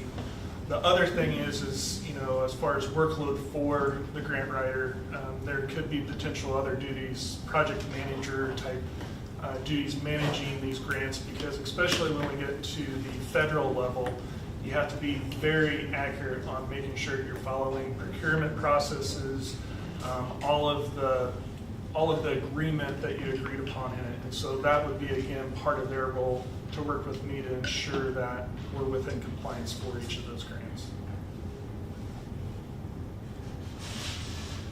Not to derail that discussion at all, there's a few sections down from their appropriations. Transfer out line is 0 for 2023, 50,000 for this year estimate, and 50,000 estimated for this year. What is that transfer out? So the transfer out, that is part of the unallocated sales tax that we transfer out. So in 2023, because of the public safety remodel, we did not recommend a transfer.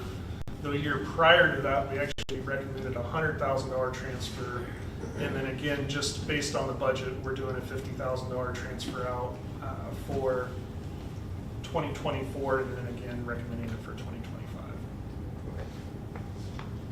That is transferred into the general fund? A reserve. Reserve. So either capital improvement or equipment reserve are the two that we would transfer in. So knowing that, again, and this is where we can kind of start to pre-plan some of those larger investments that we know we're going to have to replace. We can start to stow away that money in those. There's only certain things based off statute that you're able to put money in a reserve for, and so we can't just say we're putting it back for a rainy day. There's statutes that specify what we can. The equipment and capital improvement are both two that we can't easily. Okay, thank you.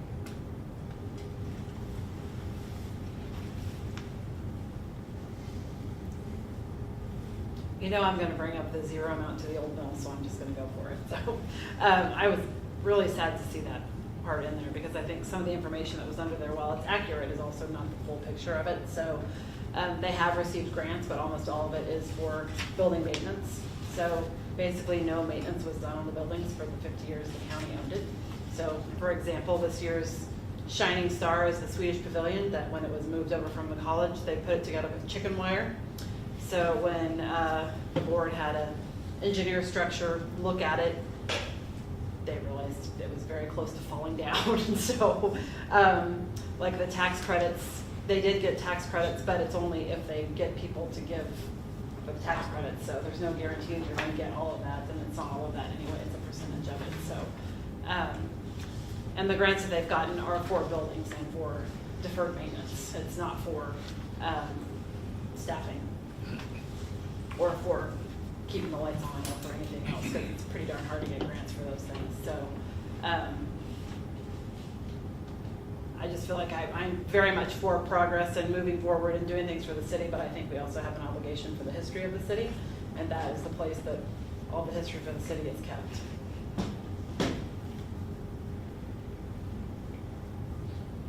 And I also kind of had to chuckle at the memberships have been rising, because memberships were 0 in 2022 or 2023. That wasn't a thing when the county owned it. So yes, memberships have grown up, but that doesn't take a lot. So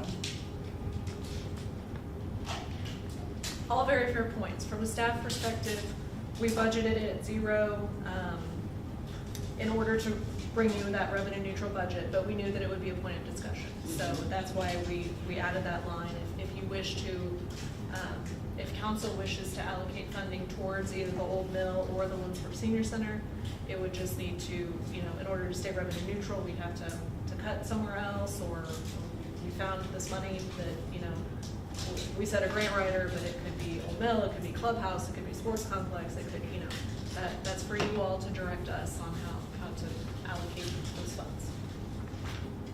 Yes, I'm not gonna say it's not important because it is, parts of it especially are important to the community, but from day one, when the association took this over and came to the city for money, it was asked at that time that we be provided with a path to a successful future of how this could possibly sustain itself financially long-term, and I haven't seen that yet. It may be there, but I haven't seen it. So the fear that we have, or at least I have, I won't speak for anybody else, is that we offer some money this year, but next year it's going to be closed because we just can't keep it open because there's no path forward. And I would not advocate for us to essentially throw money down a hole if it's going to close in a year or two. Not saying it's going to, but I haven't seen a plan on how it can possibly succeed long-term. And There is a strategic plan. There's a But- 5-year plan and there's a, but I haven't seen how they're going to pay for it. I mean, grants, again, grant writers are a huge piece, and also memberships and fundraising, and because I mean, when it was taken over from the county, I mean, there were no venues for fundraising. I mean, it was all just county money that was given, so it's completely starting. When the city set up the committee to form a nonprofit, because I mean, like Greg Montgomery set it up, so, I mean, that's what it was set up for, to become a nonprofit, so you just don't go from getting $300,000 from a county to nothing, you know, I mean, that's the, and there's money from the county for the, because it keeps all the records for the county, so there's different funding streams that are coming through. I think you made really good progress. I'm not criticizing. I'm just saying, long-term, I don't know how it's going to pay, how you're going to come up with enough money to continue its operation. And I think there was talk about consolidating the park, or but it's a big area to expect that nonprofit to finance. But You know, but they've already done a pretty good job on it, because I mean, the county has backed off on money in. So I mean, it's piecemealing things together, which is what any nonprofit does. So, I mean, you've got 2 historical preservation buildings on site that are gonna be, you know, you're gonna be able to get money for maintenance and all things on that too, but it's piecemealing it together. But I guess just personally, if I could see a path for future success, I would be much more inclined to take taxpayer money. Personally, Well, the new we're- executive personally, director we're- started last week, so I will have her put a projection together, because, I mean, they I think can do that's it. important. I mean, Ready? they could get it off the 5-year plan. But, I mean, Salina, 100% funds their museum, so, I mean, they're not looking for that, but it also makes grants getting easier when you know that you have different revenue streams that come in, because you can have the matching grant like we talked about earlier, so. Yeah. Well, we continue to support it individually, but that's my concern with the city.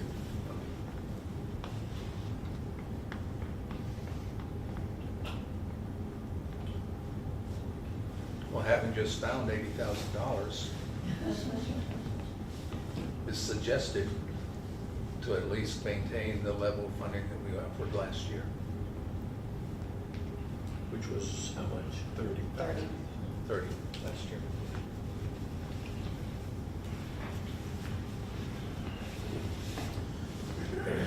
This is a tough one, because there's philosophical questions about funding, and then there's actual dollars and what the future looks like. The Old Mill did have their media day last week, and I have to say, it's pretty impressive that they've been able to do as much as they have, and that's, as Kristen says, it's tough starting from a point where they received their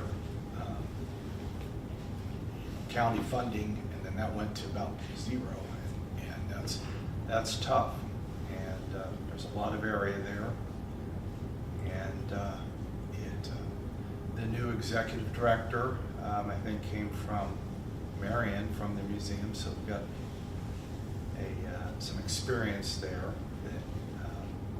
And she's a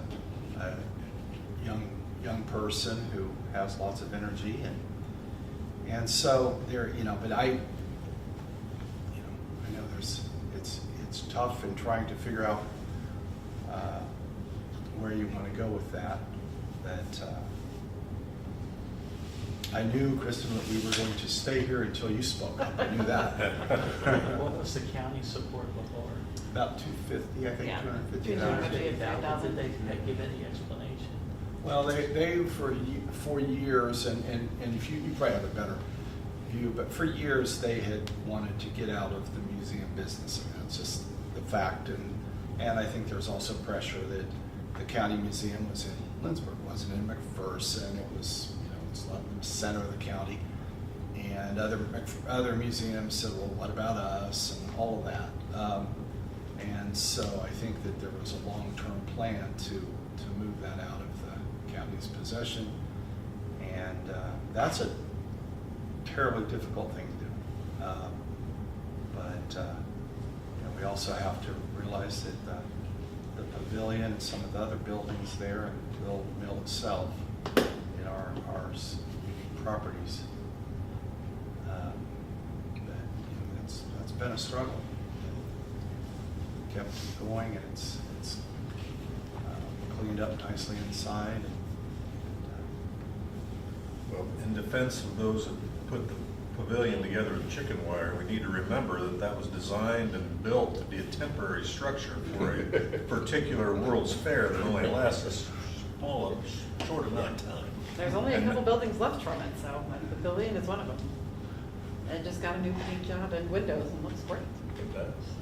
We just make sure the wind doesn't blow it over, it'll be even better. Of course, understanding too is moved twice since it came to Lindsborg. So it wasn't just from St. Louis to here. It was moved to the campus first and then to Yeah, it was its the current gymnasium location. and then the art building and then moved to in the early 60s. Okay. Duct tape would work better than baling wire. Well, the chicken wire has done its thing. I mean, it will. Chicken. I was thinking baling wire. And less duct tape. So of that $80,000 error, I've heard Old Mill, I've heard Grant Writer, I've heard Clubhouse, and I've heard Sports Complex. So we have some options. We also haven't gotten to the senior center. I just want to bring light to that. That is something new. So that was highlighted in your narrative that they did bring that forward. So I don't know if anybody wishes to discuss that, but. I'll throw out one more option, that'd be tax savings for taxpayers. That's just another option.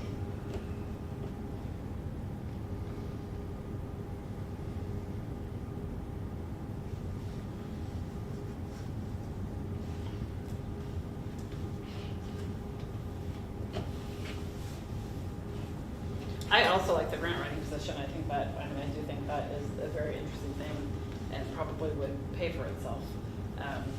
I think the money for the old mill could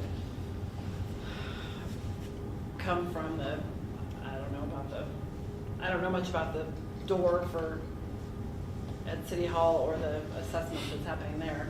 And I also, I mean, I do see the need for a fire assessment for, figuring out where we're going in the future, but I also think Eudora as mayor is a fireman and a Bethany grad, and you could probably get a lot of information about their assessment from him, so. I would agree that I don't quite see what could be, I mean, definitely there's differences between a lot of small communities, but I can't see that what would be different enough from one to the next that would be worth the whole separate $25,000 or whatever. I realize that was a high estimate. Great suggestion to leverage connection to Eudora. I mean, his children are my godchildren, I can probably get the report pretty easy.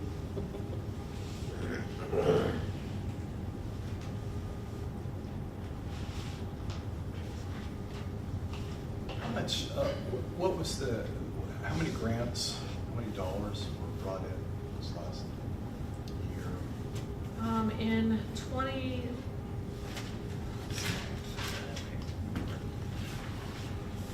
You have that out front somewhere, I can't remember. Yeah, in 2023, this staff generated $347,364 in grant revenue. That did not include the city's portion of the Safe Streets for All grant, which was a total grant award to the county of $700,000. This year, we have brought in less than 10,000 so far, but 2023 was a big project year. One of those grants was a large grant for Troy Miller Field, and one was a very large grant for the Public Safety Center project. So because we were in a project year with two very large projects, we were obviously writing far more grants than we had been writing this year. So you're saying if we had a full-time writer, we would be exponentially more successful than we are with our existing staff that is able to be that successful? That is good, that's great. I don't know, that's obviously a guess, you know, but having staff that would be focused on it full-time, doing the research, doing the writing, doing the administration, could definitely be beneficial, but. So, and of the ones from 2023, one of the two was a nut grant, right? One was a Patterson for the Public Safety Center, and one was a large nut grant for Troy Miller Field. So the nut grant is a little different grant writing scenario than the rest. The Safe Streets was a very large one that took, you know, several weeks of doing a federal boot camp and working with the county and lots of time and effort on that one. But I think it's quite understandable that we could consider allocating some portion out of the electric enterprise. I mean, thinking about what happened, you know, what we heard from KMEA and what's out there in terms of energy changes, I don't think that's outside. I don't think that's unreasonable at all to think that some part of that would be attributed to grant writing. It seems like that would actually be a very strategic move about now.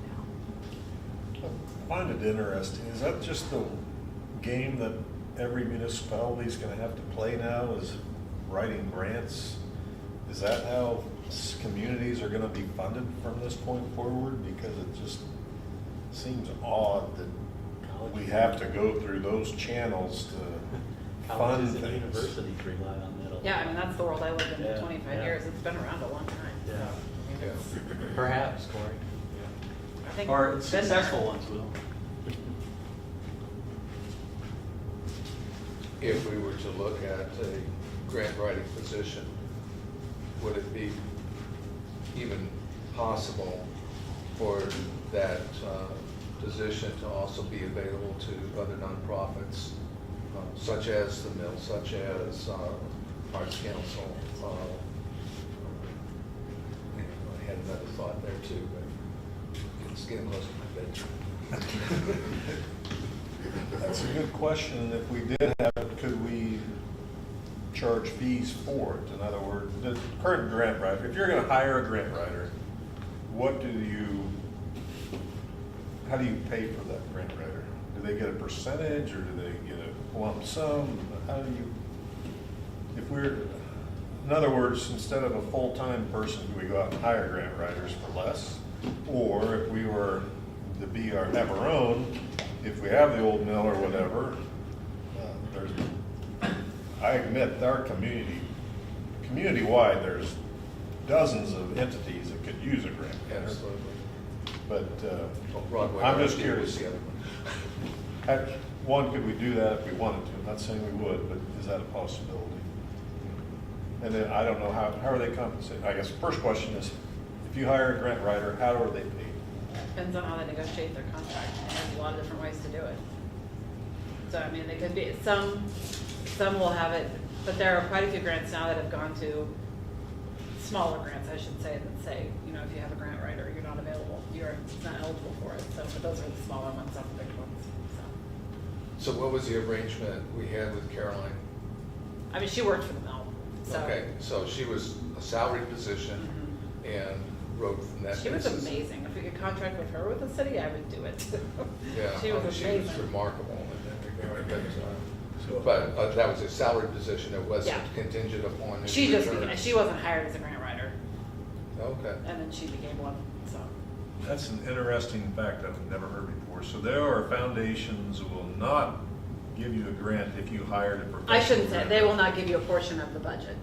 So you used to be able to put in the budget for, this is for, I'm blanking on what the word is, but not overseeing it, but you could put that in there. You could put the grant writers in the budget, and a lot of places now will not let you do that. So they're kind of paying to, Yeah. I understand. That makes Yeah, sense. So- because smaller organizations were getting people that would go with one grant writer and they would write all these grants and then, so it was cutting a little bit block. So what type of, well, here's one of my concerns with the quote grant writer. First of all, I like John, I think mentioned having somebody contracted. I think you said that earlier. Yeah. Which I think is actually a more prudent way to do that than just hiring somebody. But what do we, what concern that I always have with grants and grant writing is that they're able to go out and get X number of dollars for a certain project. It's not like every grant would benefit a city. When the old mill applies for a grant, they're doing so to restore a historic building or something to that effect. Didn't we a year ago we got a grant for the Safe Streets where it was, you go out and get the money, but now you're obligated to do this program. Or the other way is you go out and look for a grant to pay for something you already wanted to do, which Makes is more usually sense. how it's done. That makes a lot Yeah. more sense. I wouldn't want us to see us just go out and get as many grants as you can get, start as many programs as you can get, and because then you just fill time, you're obligating yourself to do more things, and so I don't know what kind of grants would we be looking for the city. Well, I mean, currently, we have like the recreation needs, the sports complex, the rec center, if we wanted to move forward with that, energy projects, we have the floodplain mitigation grant possibility that we're already looking at to help with the diversion channel, to reduce the amount of funds that we would need to take from the stormwater utility. So, I mean, there are a number of projects currently, just the number of parks grants, there are, CDB grants for lots of different tourism things and public art, and I mean there are a lot of things that we're currently doing that are in our strategic plan that we would focus a person on, whether they were contracted or hired. We wouldn't be creating new things, without council direction, that we would just be trying to get money for. They can really vary, very narrow in scope and some just real wide. You get a grant for a community development, you can do multiple things.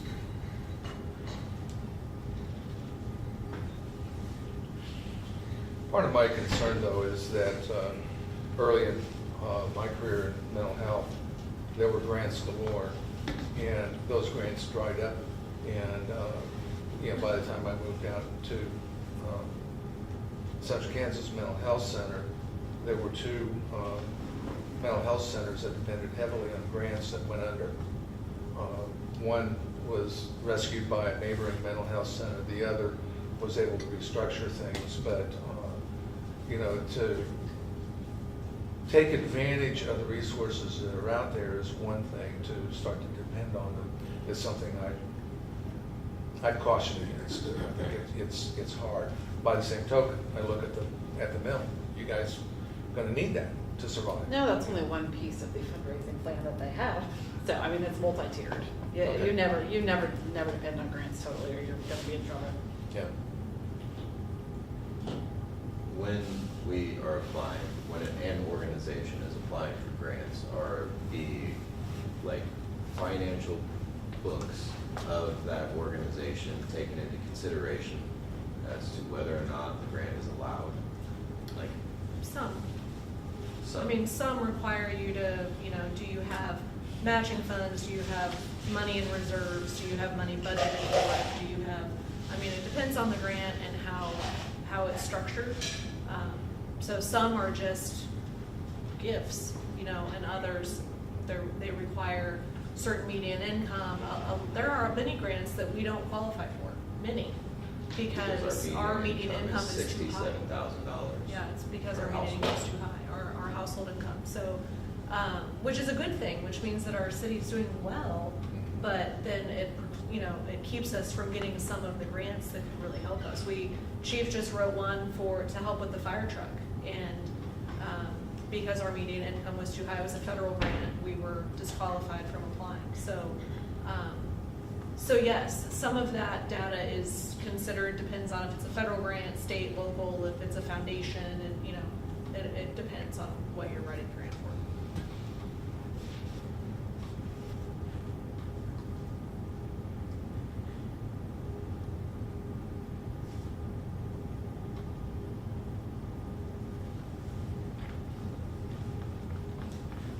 Would they look at the total budgeted for this building being $230,000 and most of that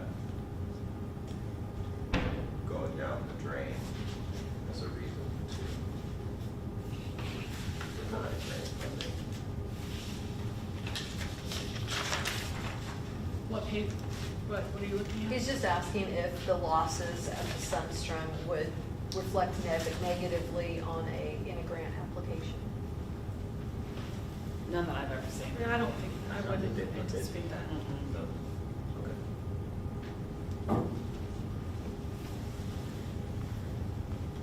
Most of the grants I've seen or had to provide information for were specific, like the fire truck one, they wanted a fire department budget, not the overall budget. The city is really hard to look at and say it's much different than a business as far as a loss or not a loss. And so I think a lot of the grants that we apply for understand, and again, all of them are obviously geared towards local cities or whatever it may be. And so they don't look at it the same as someone that may be looking at a business for something like that, for a loan or whatever it may be. Thank you.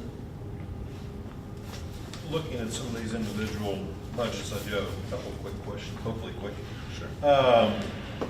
And again, how it's recorded and reported.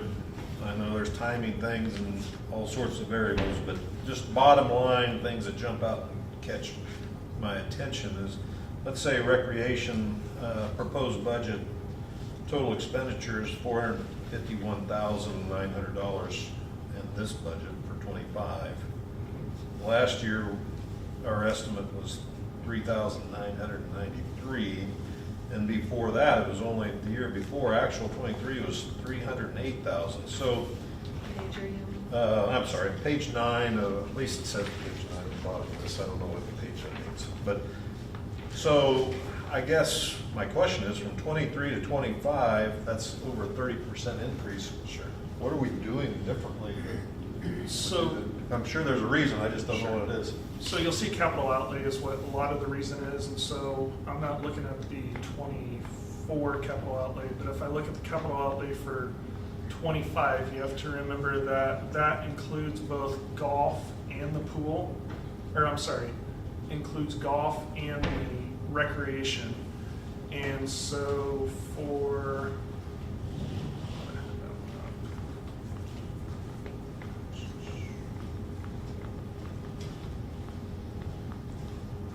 so that's where your difference is as far as, and then the other is actually staffing. And so staffing is something that we have looked at probably more so in those areas based off what we're paying versus what someone can go work someplace else for. And so we have increased wages at both the, for the golf course, what we're paying for them, and then, That includes the additional position.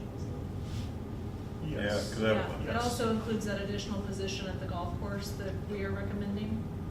It's a part-time position, so that was under the staffing on the earlier page of the narrative. So there's a part-time position being added to the budget for golf course maintenance and grounds. There was already money in the budget for grounds at the golf course, so it's an increase, but it's not all newly funded.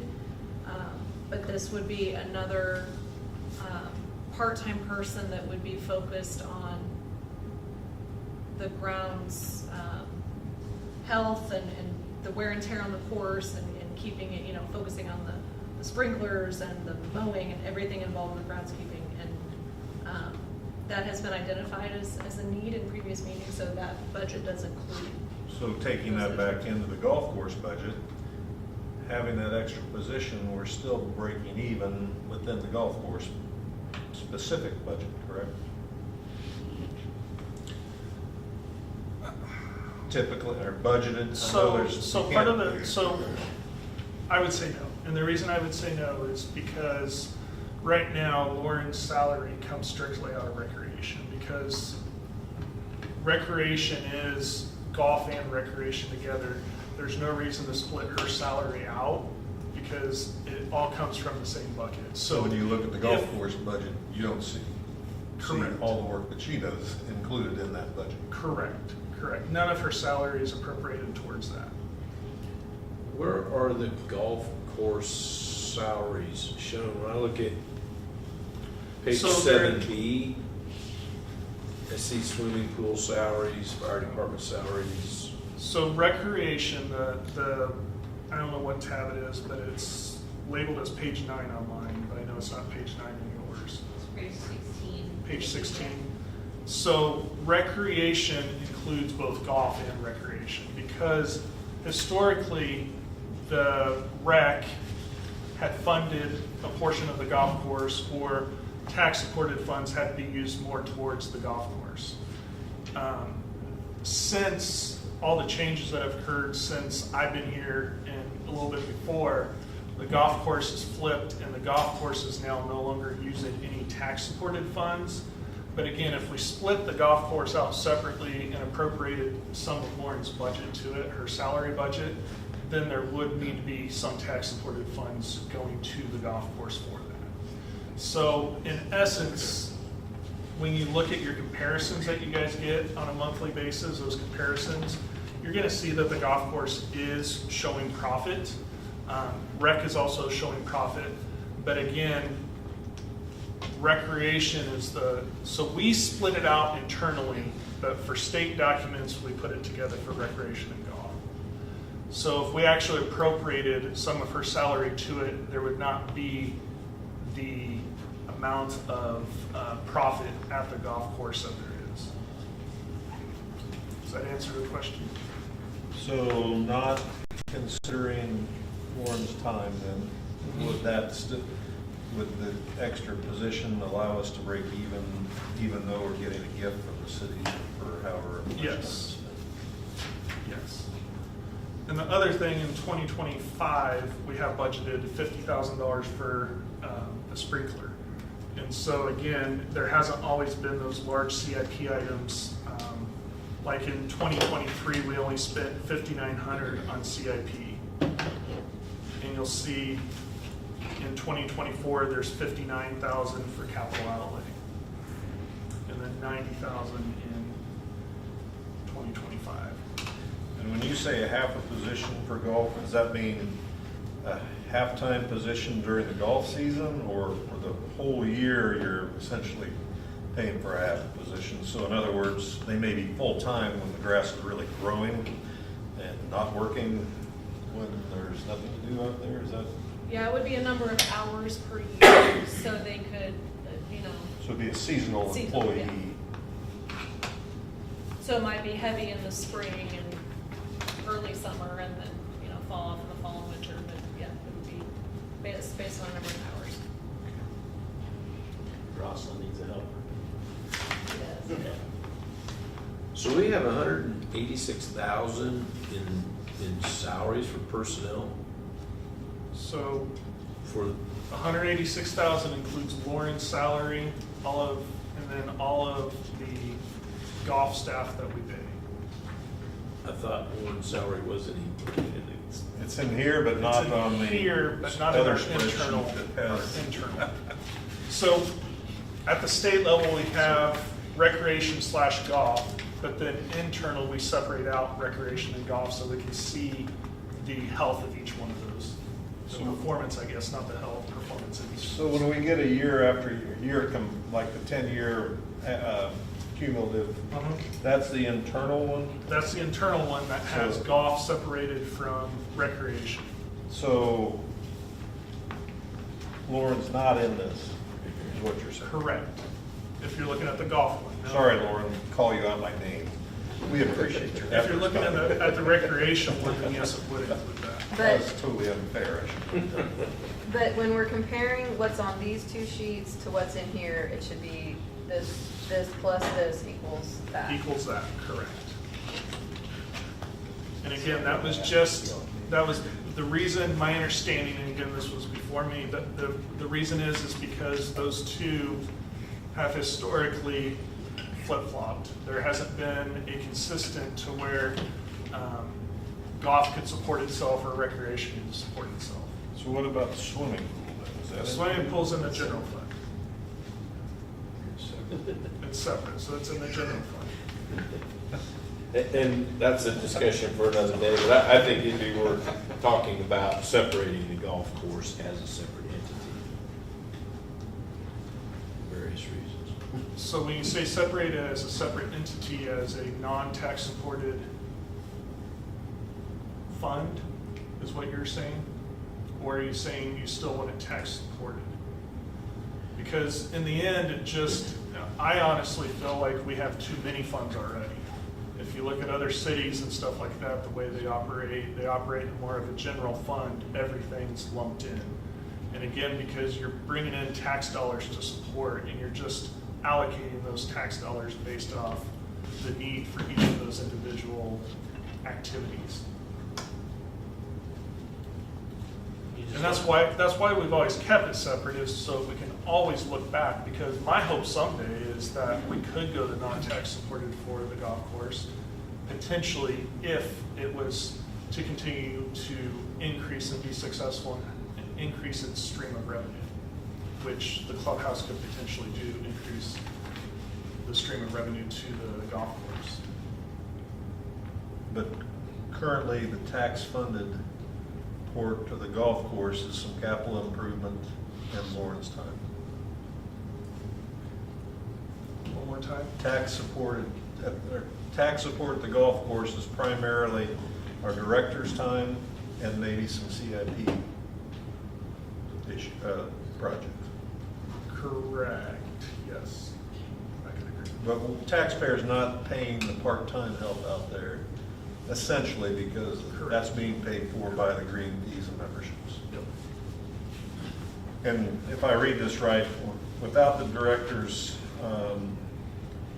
time included, in 23 and 24, we've netted about $30,000 a year, and that's what you're proposing for the part-time position. That's where I was.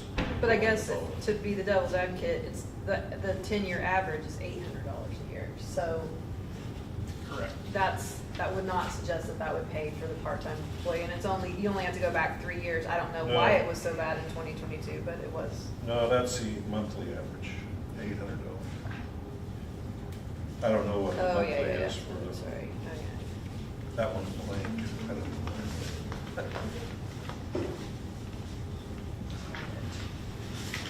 In 22, the reason for the loss is because there was a transfer. So again, they're two separate inside the city. So I had to do a transfer of $45,000 from the golf course fund over to the recreation fund because it was negative $45,000 in our system.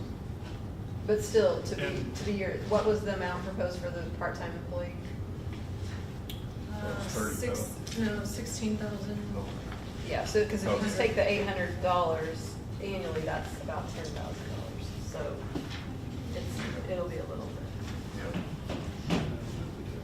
So 22, the other problem with 22 for rec, and the reason the transfer had to occur was because most rec programs were not occurring at that time.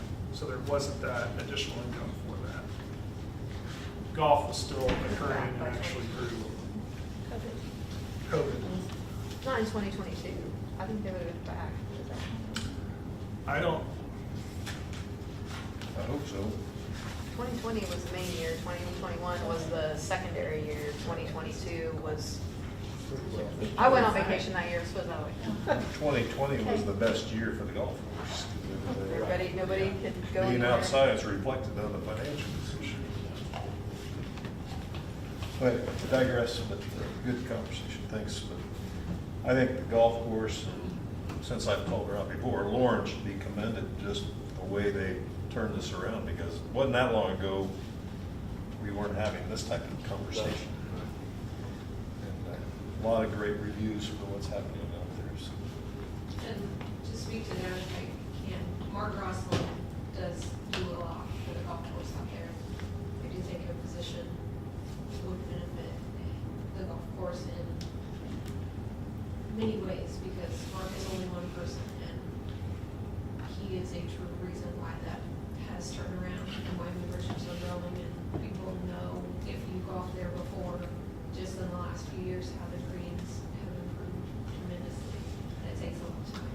And getting them more help may keep them there a little bit longer, maybe? That would be a fair assumption. It would be a fair assumption. You know, he's a very experienced firefighter with lots of right There back. you go. So what I was thinking is maybe he could do that $25,000 for less. And he is I'm sorry, but he is a full-time city employee. Is that what he is? I think it's a seasonal. He's also hours based, so it's not full-time. He's pretty much full-time during the summer, but it's seasonal. And that's where the financial situation changed markedly for the golf courses when we went away from the full-time superintendent to this arrangement. That changed the whole picture. So if I'm not mistaken, that position was between 50 and 60,000. I don't remember. He's doing great work out there. Yeah, he does. Great job. I don't know what this would look like, this financial will look like should he decide to retire. That would be my fear long-term for the golf course.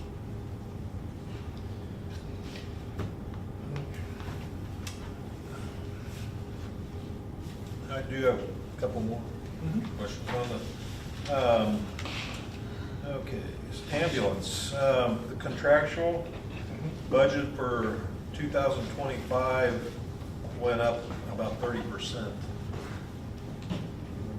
The contract change or? No, the contract did not go up. We had the ARPA funds that were offsetting, that we were using about $100,000 in ARPA funds to go towards the contract. Okay. So while the contract does go up incrementally every year, because we don't have those ARPA funds anymore, they have expired, we do have to account for that in our budget, which is 0.18, I think, or something, mils. So when we're using ARPA funds, we don't pick that up as an expenditure somewhere? We do, it's in an unbudgeted fund, so if you look at unbudgeted fund, on the unbudgeted fund B is ARPA funds. It's 17 is what it's not the 17 of.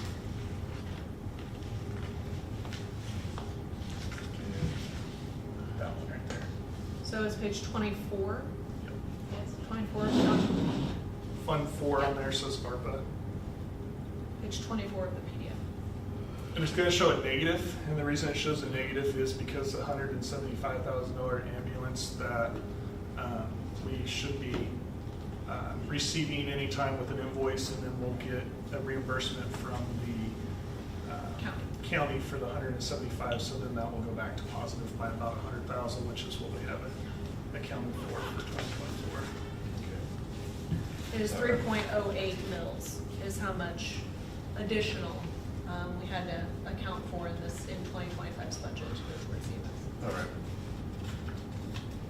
Private business sense would I know. not, you would assume that was already in there, that we just would receive funds from a different source. Okay, I understand. Yep, thank you. Let's see.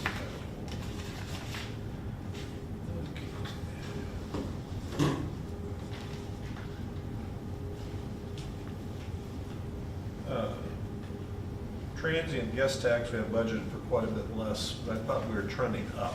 Is that true? It's not budgeted, We're not? that's budgeted for, and it never has been the $22,000 for. Oh, budget, okay. Yeah. Well, actual was almost 30,000 in '23, and then our estimate is 23, so So we're on page 12 of. Yes, thank you, sorry. So the thing about, so the tourism is not tax levy. And so what that means is, again, we budget low, but we have a reserve. And so even though we're gaining, the revenue in the end just matters as far as how much you can expend that year. And Holly she's done a great job of creating a 2 years worth of, almost 3 years worth of not knowing what could happen.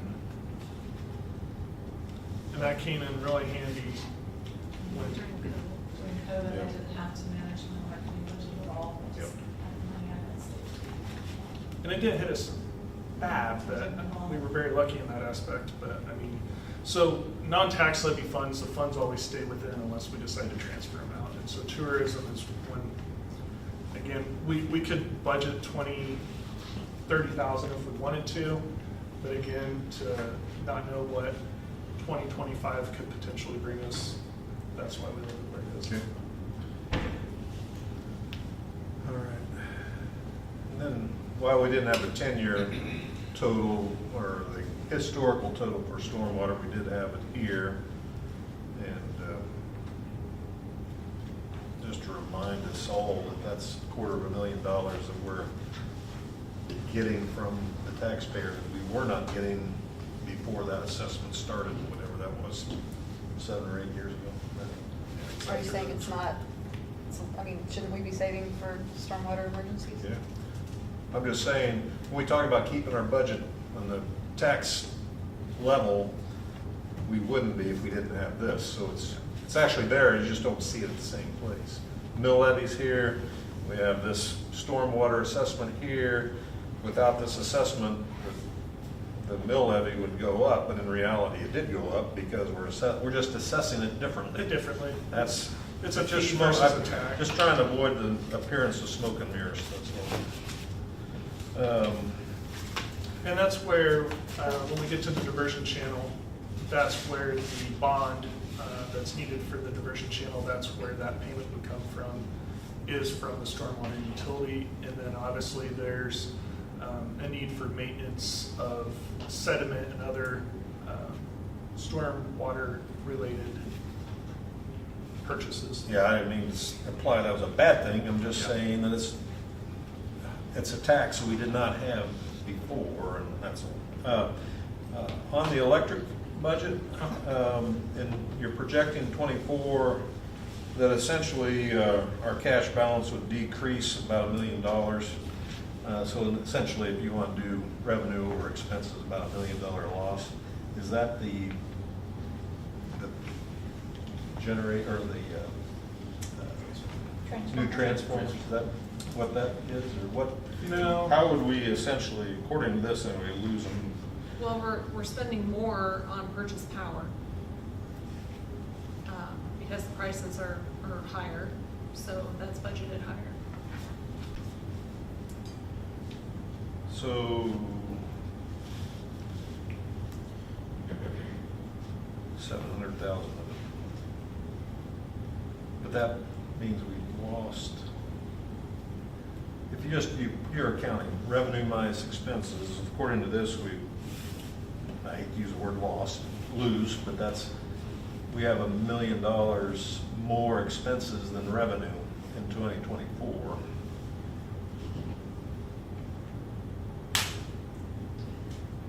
Going down to contractual, is that where we lost our zeros? Yes, We lost what? Some zeros. contractual, Oh. 80,000. Okay. So once you I get guess those. my question is, did we really lose that much? And if so, we're not budgeting to do that next year. We're actually budgeting $1 million less in resources available. Oh, that's because you roll over the reserve, right? Total receipts, 3.4 million. What's that? 22. Sorry. Oh, sorry, page 15 of the budget, and 22 of the PDF. Thank you. sorry. Thank you.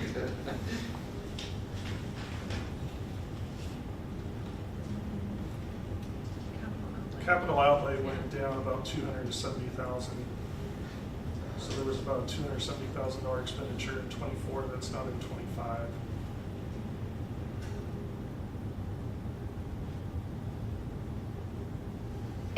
Well, I just didn't want just to glance at this, think we just lost $1 million in the electrical department, that's all. 'Cause that's what, you do the math, that's what it appears, but I don't know if that's. No, our unencumbered, we actually gained because, Well, your unencumbered balance in '23 was 2.6 million, and the unencumbered balance in '24 is so 1.6. that was, yes, you are correct. So that was the transformer project. That's, yes. Okay, that's, Yes. that was a question, I'm sorry. Sorry. I didn't- No, no, no, Sorry, I see lots what of- you were lots talking of about numbers. now. This is also where the contractual line is set to 80 instead of 80,000. Yeah, So corrected that it, corrected that. Number is $80,000 over what it should be, correct? The unencumbered for total expenditures. Yeah, Yes. roughly.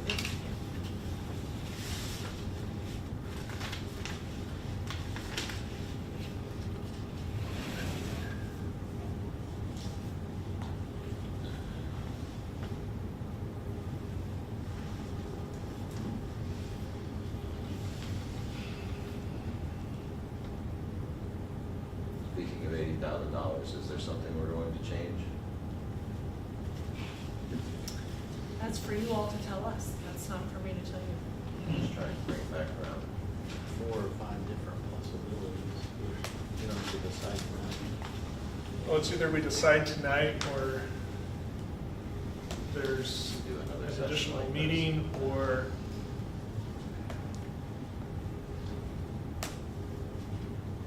We don't, the August 19th meeting, would there be some time to do additional work? You wanted to have a study session or as part of the meeting or? Part of the meeting. I don't know, you know, it depends on how you all feel. The, you found 80,000. It's, in one way, you found money, but it's also, you don't have to spend it. It's not like we found $10 in the couch, let's spend it. Yet, you have the part-time golf was already in the budget, correct? The grant writer was not, and the staff did not include that. Old Mill is not included, but. I would second Kirsten's suggestion that we include it, though. I mean, to Corey's point that, you know, he would like to see, he doesn't want to throw it away, but that's how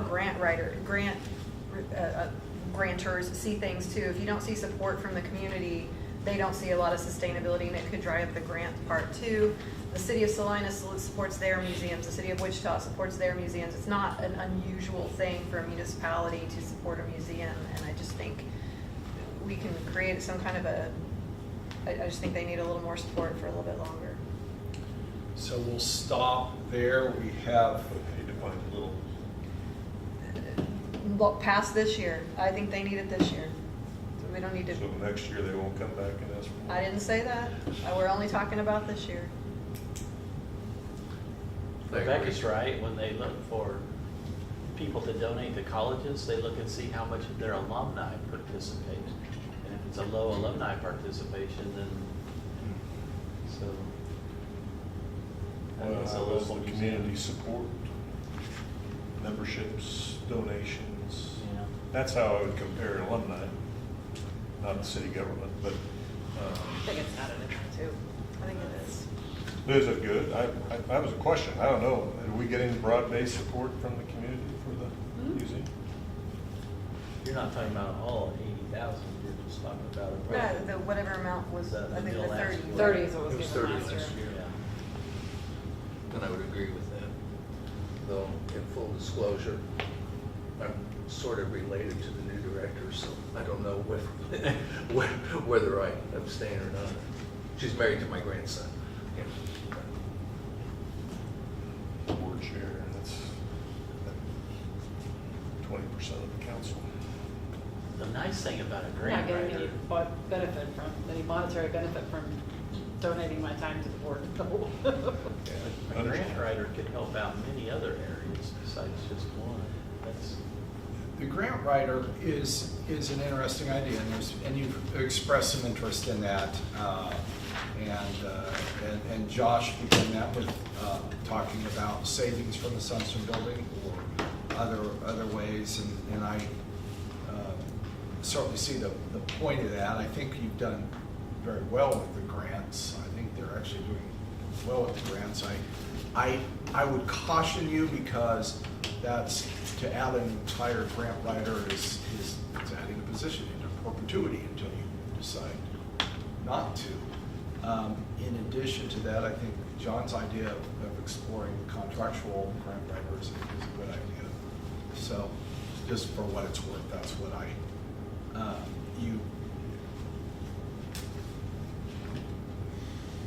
were there other ideas you didn't? Yeah, the Senior center. senior center, sports complex, clubhouse, and tax savings. you were gonna say more about the senior center. Yeah, I was gonna say, have we had any conversation about that? The senior center sent a couple representatives over to speak with, I think David, you were there, David and Christy and myself. And they had gone to the county as well for funding, and the county suggested, all of the cities did, and all of the counties, the county suggested or asked what cities are receiving support from the city, what senior centers are receiving city support. And I believe there were several that were, and several that weren't, and we are one that has not done that. The pros on this, you've seen the new bus that travels around and picks people up, and I think some of that is federal funding, or at least to purchase it. But the reality is the senior center really works on a shoestring budget. I mean, they make every dollar count. There's changing demographics, and so you can make a case that the senior center has, the needs are increasing, and they get no funding from the city. So that would be the pro. The con on that is just, where do you stop that? Where does the city stop?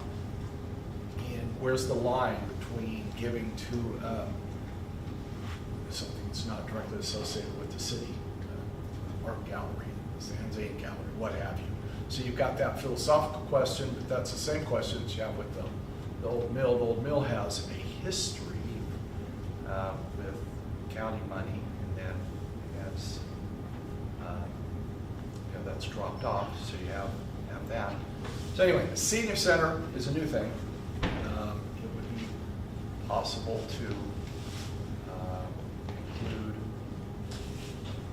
any amount, 5,000, 10,000. On the senior center, I know a little bit about what they do, but I think before we would allocate funds, it'd be of interest to me anyway to learn more about their mission and the people, how many they serve in the community, and what their potential is as far as, do they want to do more for the community or less? But I think they serve a good purpose currently. I know they serve lunches and have some special events for seniors in town. So I think they're doing a good job with the money they have, but I would be good to formally understand more what their mission is and what they potentially could do if they did receive more money. The main point that they made for us, I mean, they covered a lot of the things that they do and the services they provide, but it was that public transportation piece, because the public transportation does not just transport seniors in our community, it's for all ages, and ridership has increased in 2024. They were mentioning how many children, school children, were using the transportation for the summer lunch program and programs in the city. It's being used more for medical appointments for people of all ages. Is that a free service? No, there is a charge associated, or a donation based. Didn't the city used to help with that, with the van in the past? Almost thought that it did. I don't know for sure. Rick and Betty when we need them. Well, isn't the transportation largely funded federally?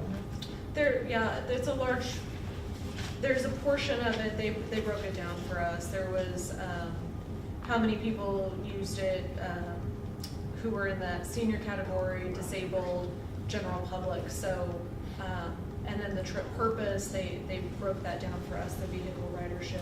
So they do receive grant funds or federal funds for the purchase of the van. There is some associated with the fuel cost and for the drivers. So they do have drivers and a dispatcher, so about half of that county stipend is used for that. So they express that they need to do some work in their kitchen, that there's some deferred maintenance on the building itself in terms of providing services. So they gave us a general overview of the services they provide and how they're funded, and they did give us a profit loss statement. Do they receive funding from outside sources like, say, Tackle or other groups? Seems like that's another good, I always find good ways for Tackle to spend their money. It just seems like that would be a logical one.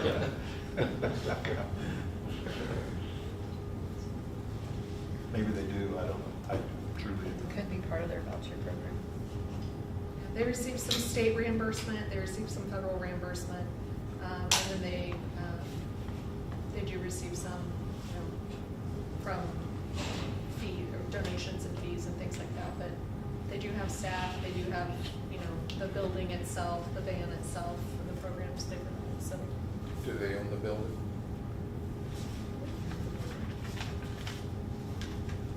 I don't know that I can answer that, John, fully. Well, I think they're worthy of support, but I don't know, I just don't know if it's something that we support as a body or other ways, I don't know, but we seem to be doing a good job there. Field, no, senior center.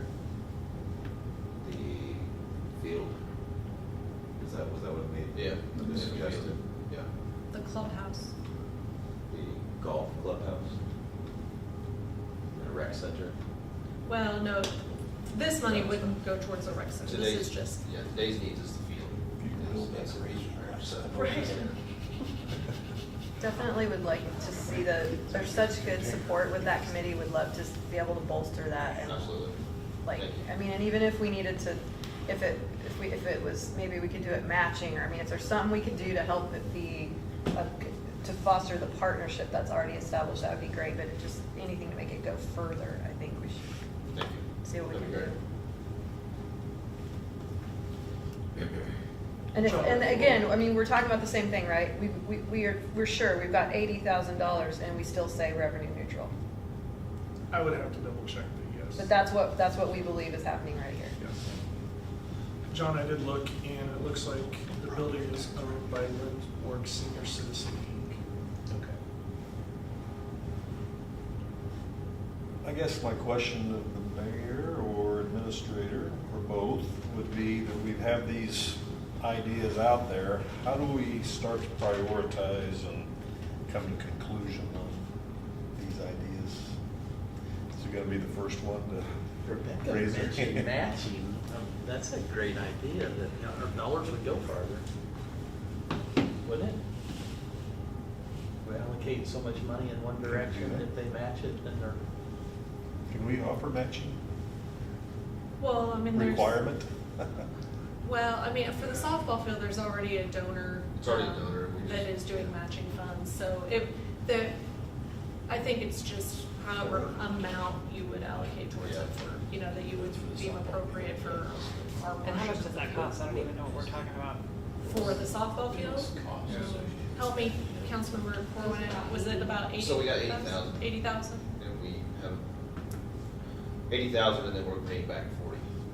So we have 40,000 matching. That's what we're pointing at now, so. So you're needing to raise $40,000. Yeah. Yep.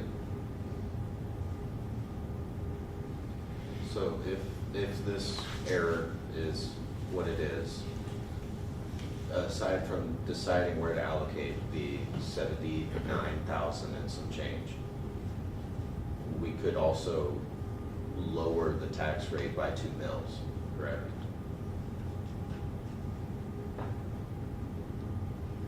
He said it, I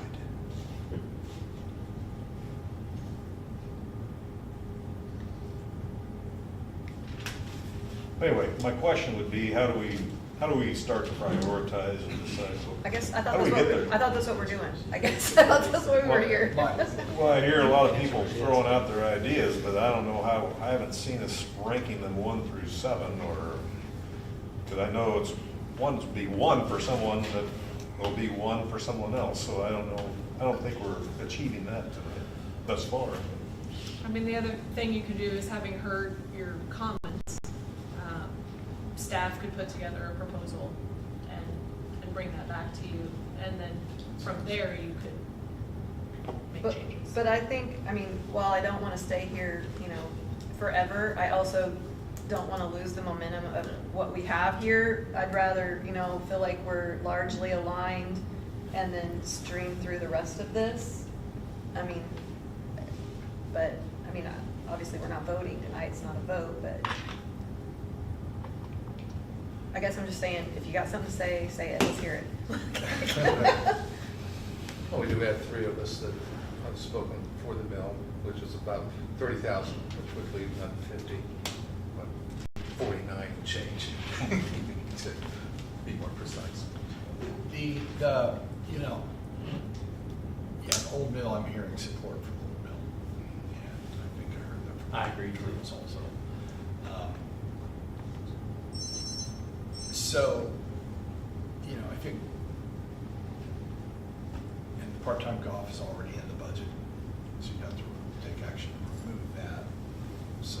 I don't think, was anyone proposing that? I don't, I guess taking it out. Yeah, I don't think so. The,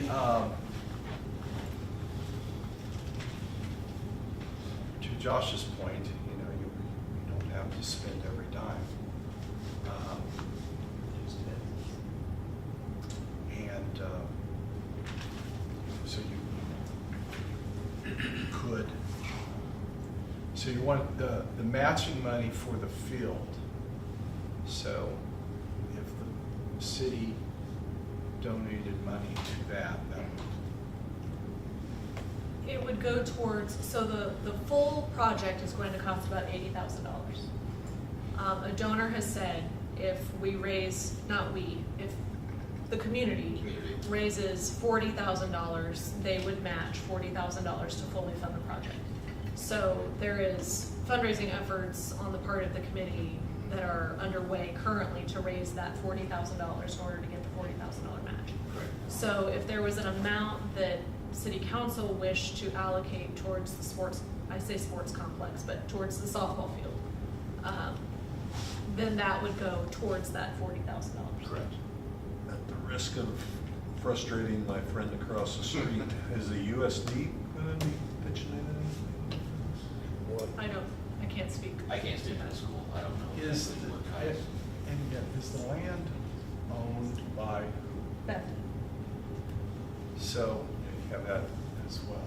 It's Bethany's field, and then Do they use it? they, Bethany practices on it, but Bethany has their own field to the east. So it's primarily used by the city and The the USD. school and the city's primary. And I have no idea what the And the difference. school uses it for softball. Softball, yep, and then rec uses it for, Little League. baseball and softball for the summer. So there's $10,000 in the budget for 2025 for sports complex, which would be used towards Troy Miller Field needs, ongoing maintenance needs there to finish up the field, and then softball.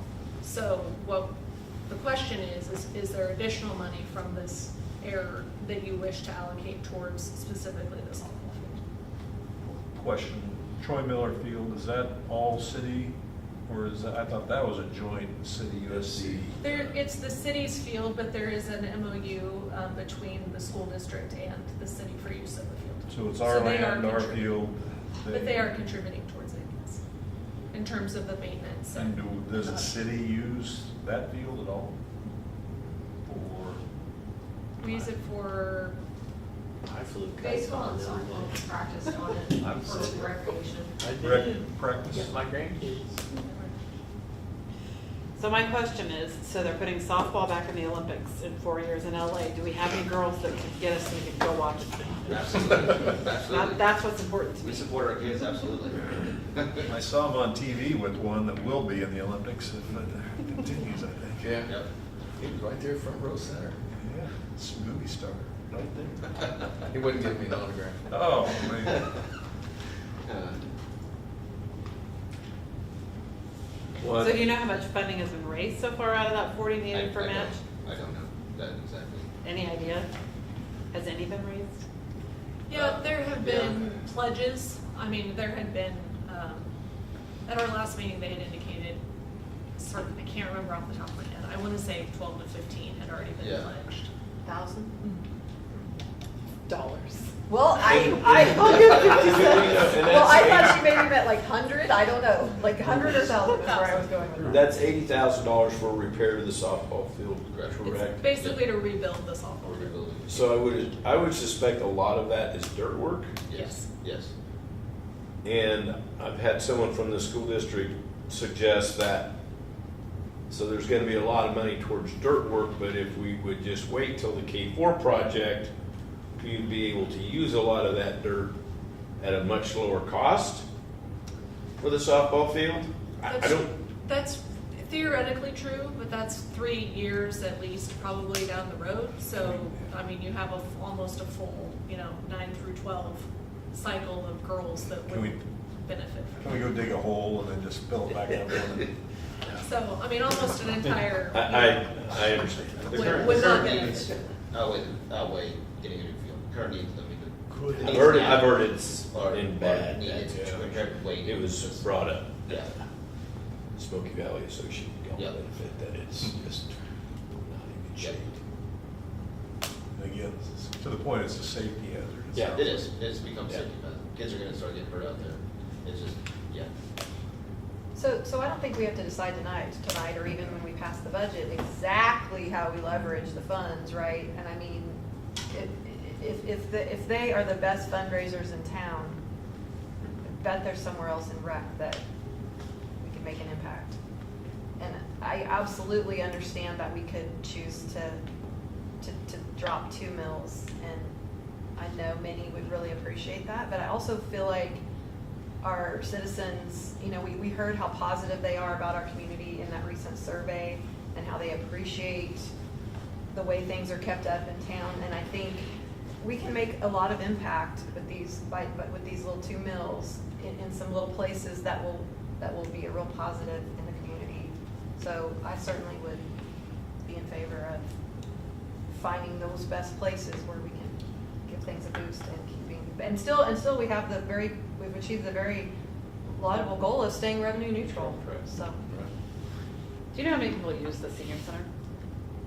Give you an idea, ballpark figure? They didn't give us those numbers, they gave us I just. mean, we are an tradition. aging population in Lindsborg for sure. Yes, market really. Mhm. Yeah. Yeah, that was kind of my question to you. Well, my question too is changing demographics, excuse me? That's a, We're living longer, maybe? that's a polite way to say we're all getting old. Hey, I mean, they, I according, rank here in that regard. I don't know overall in terms of the usage of the senior center, but this was June. Their vehicle ridership form from the month of June showed 713 trips. Okay. Now, How I will about tell you, food? How many are they feeding every lunch? I don't have that in front of me, I but what I also- have is the public transportation. also will tell you that the trips are all ages. Correct. So it's. And it's within the community, right? They're not like driving someone to Salina or McPherson. They may. Do they have, somebody Somebody needs has like a a, medical appointment. medical appointment. That's a nice service to have if that's the case. Yeah, I'm all for giving money to them too, so. We have a value.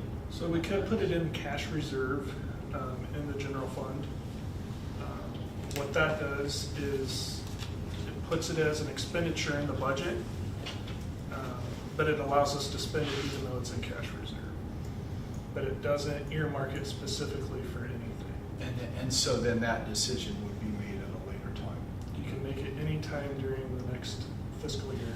I think that makes a lot of sense that you go ahead and put, I hear a lot of support for old mills. You put that in the budget specifically, and then the remainder you put in the general reserve fund. And we have these other issues that can be decided depending on what happens, including senior center in the field. Follow up on the grant writing idea. Instead of diving in and hiring a full-time employee, is there any way to do a hybrid of that and just hire a grant Well, that's what I writer was per wondering, contract? if we wanted to dabble, like see what That's what John was Yeah. saying. yeah, like start with, maybe we try contracting somebody for one of our, for like the golf clubhouse or something and see how that goes. See if they're effective. So allocate a certain amount of funds for contractual grant writing? Yeah, and then, yeah, I think which I think is what Corey was saying, right? I mean, like, Well, and versus hiring. a right, full-time person. absolutely, yeah. I'd have to think about advocating for that too, but No, at no, least I mean, it's a. but yeah.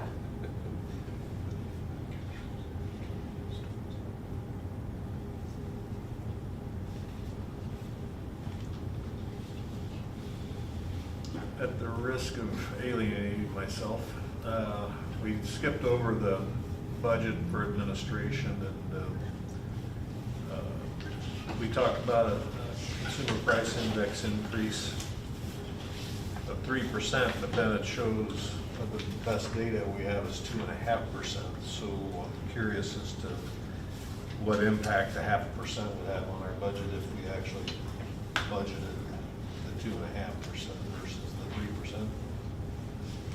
I'm assuming 3% was an arbitrary number versus 2.5%. Well, 3% is, yes, not arbitrary, it was based on historical data, but 3% is what we budgeted for that CPI. Current numbers as of right now for the Midwest region CPI show 2.5%. So it could go up still between now and the end of the year. It's, it's an election year, like anything could happen, but Could go down. it could go down, it could go up. So what we did is we budgeted, I don't have that, I gotta find that page, I'm sorry. But we did put the 3% with a little bit of room, but what, he can tell you that in just a second. You had to pull up the right spreadsheet. I think, and then I appreciate this in the narrative that in the past, we've talked about having a cost of living increase, and my assumption was that was the pay increase for staff. I was not aware there's an additional merit-based increase. I don't remember ever talking about that in the committee level, do you? So we're really talking about 5%, not 3% or whatever. So I don't know, it just got lost. So that has been, that far predates me in terms of merits and COLA, so I just continued what had been going from the many years prior to me coming. But there has been a cost of living adjustment and a merit-based increase budgeted. So I have surveyed many cities through the league, which you always mention. So, and the league does provide some salary surveys and some compensation surveys.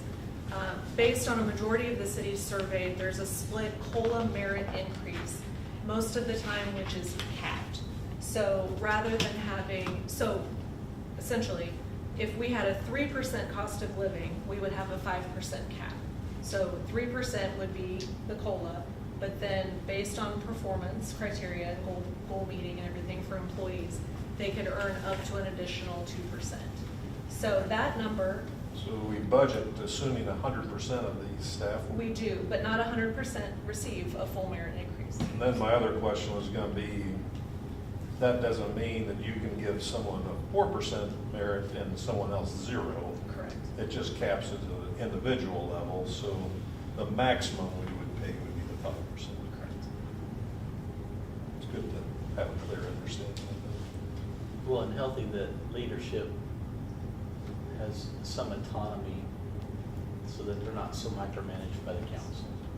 And I like that idea, that they have some flexibility to reward people. Regarding the merit increases. Right. Except for the cost of living, you think that's okay? Well, we ought to be involved in that one, yeah.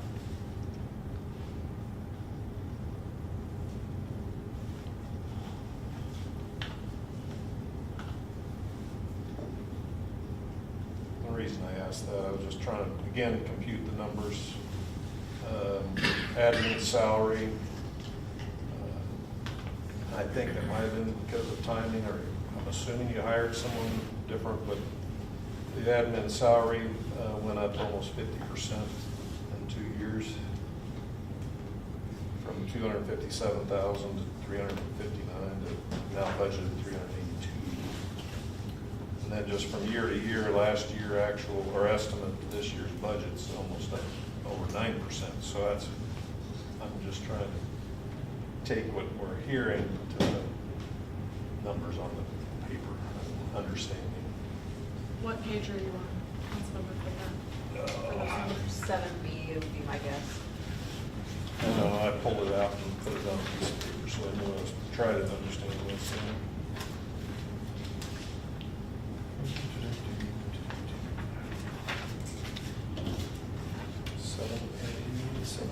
Yep, that's it. If you go to expenditure salaries, Yeah, so that includes also, correct me if I'm wrong, but that also includes the capers, it includes health insurance. We assume a large jump in health insurance premiums. So that is why it shows the increase, because it So- assumes those increases. that's an important note. Salary, even though it says salaries on the budget, that includes health insurance. Benefits, yes. And benefits, all the health fringe benefits. Yeah. Good to know. So you'll know, as you notice on that narrative, last year, I'm sorry, I'm getting to the page, I'm one-handed, so I'm struggling here, but we budgeted 18% for the increase in health insurance. So we have been told that probably 12 to 15 is what we should expect. Last year, we budgeted that 15%, and then it was about double that. So we budgeted higher this year, just to safeguard against that kind of change. Understanding that salaries includes all the benefits, that makes more sense.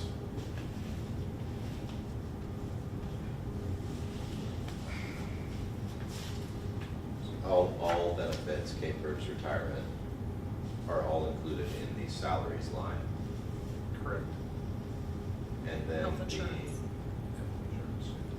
contractual, yes, health insurance, but the contractual line, the estimate is quite low for this year, and proposed is kind of in the middle between where the actual for 2023. Yeah. So what we did in '24, we figured out wasn't, this goes back to the silos or whatever you want to call them. So we have the general fund, and then we have industrial development. And we had moved industrial development, we had moved the contract services for IBTS over to industrial development for 2024. The problem with that is if that expenditure exceeds what is in that fund, then we would have to do an amendment basically of the budget at that point. And so to curtail that, we moved the blight or the Lift Up Lindsborg back over to the general fund, along with, I included $25,000 for the fire department survey, and then bike share is another portion that we increased it by. And that is included in contractual. Correct, that's in contractual, and that's why it went up the 60, well, less than 60,000. So when it comes to direct costs tied to labor, two more things that are affected by the actual wages paid, and that's unemployment insurance and work comp.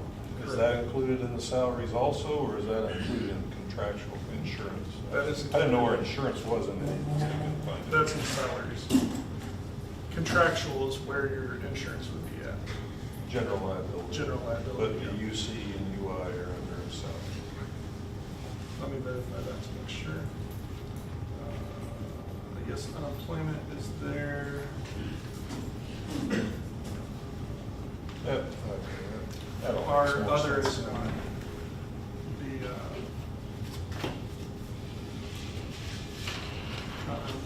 Let's see, work comp is not included, work comp is separate. Is that in contractual then?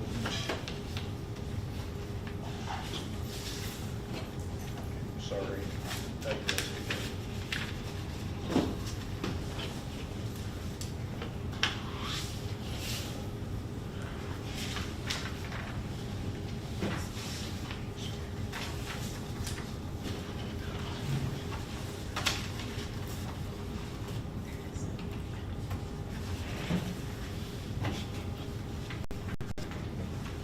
It's fun to see you stack your papers.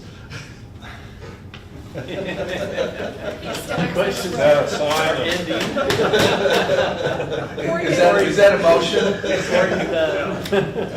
I just keep getting wider and wider. I noticed Sorry, Mark's Mayor. kind of holding on over there. Okay, so, what I hear, correct me if I'm wrong, what I hear is that you are directing, or at least some of you are directing, David to restore the funding to the old mill, and then to the other found money that we will call it, he will put that in the reserve fund for later use among the other items that you have talked about and reprioritize depending on what the circumstances are. That would be including the softball field and the senior center and possibly something dealing with grants, contracted or. Does that sound like? When you say restore, you're talking about the old mill levels from last year or what they requested? Didn't they request more?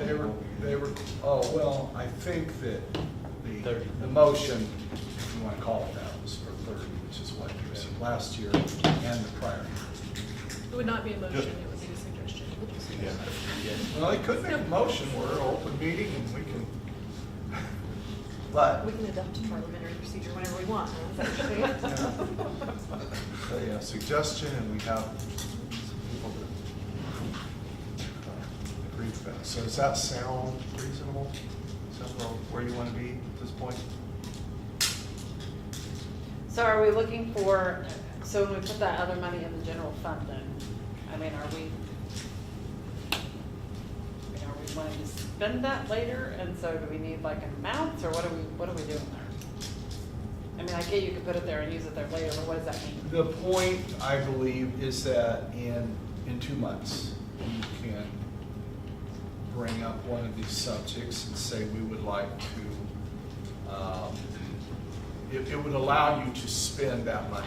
We want to give $10,000 to the senior center. So are we, what are Let's we wait waiting for? until 2025 to do that, because otherwise we have to encumber the funds in 2024. So we would not make any, we could talk So about we it. would do it, okay, But gotcha. the motions and everything would happen in You can do 2025. that. Well, So why so- wouldn't you just do that? well, Okay, so we're for- just gonna say, here's.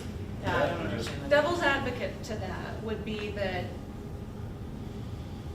the softball field would need to know how much money we were giving them in order to know if it was, helpful towards the match. Correct. The senior center, if we were to be giving them money, would probably like to know if they're getting money so that they could budget that for 2025. So waiting until 2025 could also be a little bit problematic for the groups that we would be, giving money to. Would be, That's why I was wondering, like, are we waiting to see how much they need Right. to, or what are we, Yeah. it seems weird to just put it in a fund. Oh, it would be useful, I think, to have some feedback about what has been raised relative to the 40,000 that needs to come up. So we'd have a context. But Is there, oh, I lost Lauren. I'll have to see when the next committee meeting is, and we can maybe get an update. Yeah, so we can- Councilmember Corwin can get an update on where that is. Absolutely. And we can present to the council if we would like, so it's whatever we want to do, so. So that would help with softball, but in terms of senior center, if you wanted to allocate funds to them, that, you know. I would just like a little information from like how many meals they serve at lunch and, I mean, was that 700 rides accurate and where are they going and what are they doing? And I just when we're talking about how much to give them, like I would like an overview if there's like a one pager on their services or what they do. And, Well, and their revenue, like kind of Yeah. it's kind of similar to what the library gave, right? Like they give their QuickBooks income and expense statement, right?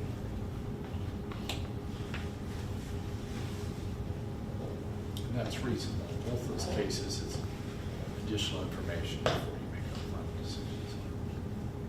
So it seems like maybe if something comes together and we can include it specifically, then but in the time that we have to finalize, then we could do that. And if not, at least we are setting the stage and we could. By the 16th of September, we have to, okay, so David's shaking his head, by the 16th, in order for it to be in that budget that will be, that we will have a whole hearing, public hearing, you have to have your budget ready for them to be able to speak to that, and then you'll be voting on it that evening as well. But we have 2 meetings prior to that, so we have August 19th and September 3rd, where we could provide this information. One of which is focused around public input, correct? No, public input will be received on September 3rd about revenue neutral. So, I mean, if anybody were to come and present public input on that date, they would be able to do that. But then the hearing itself, the revenue neutral rate hearing and the budget hearing are both September 16th.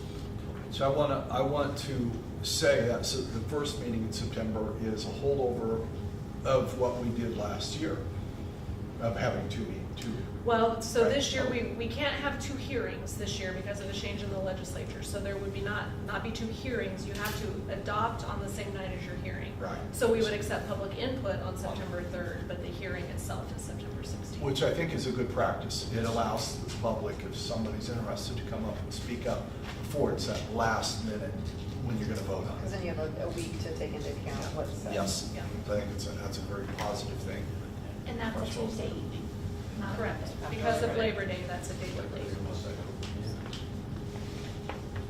All right, so with all that, everybody relatively satisfied at this point? Okay. Thank you, guys. Good. yes. Yeah. I liked all the little symbols you put in there. I thought that was helpful.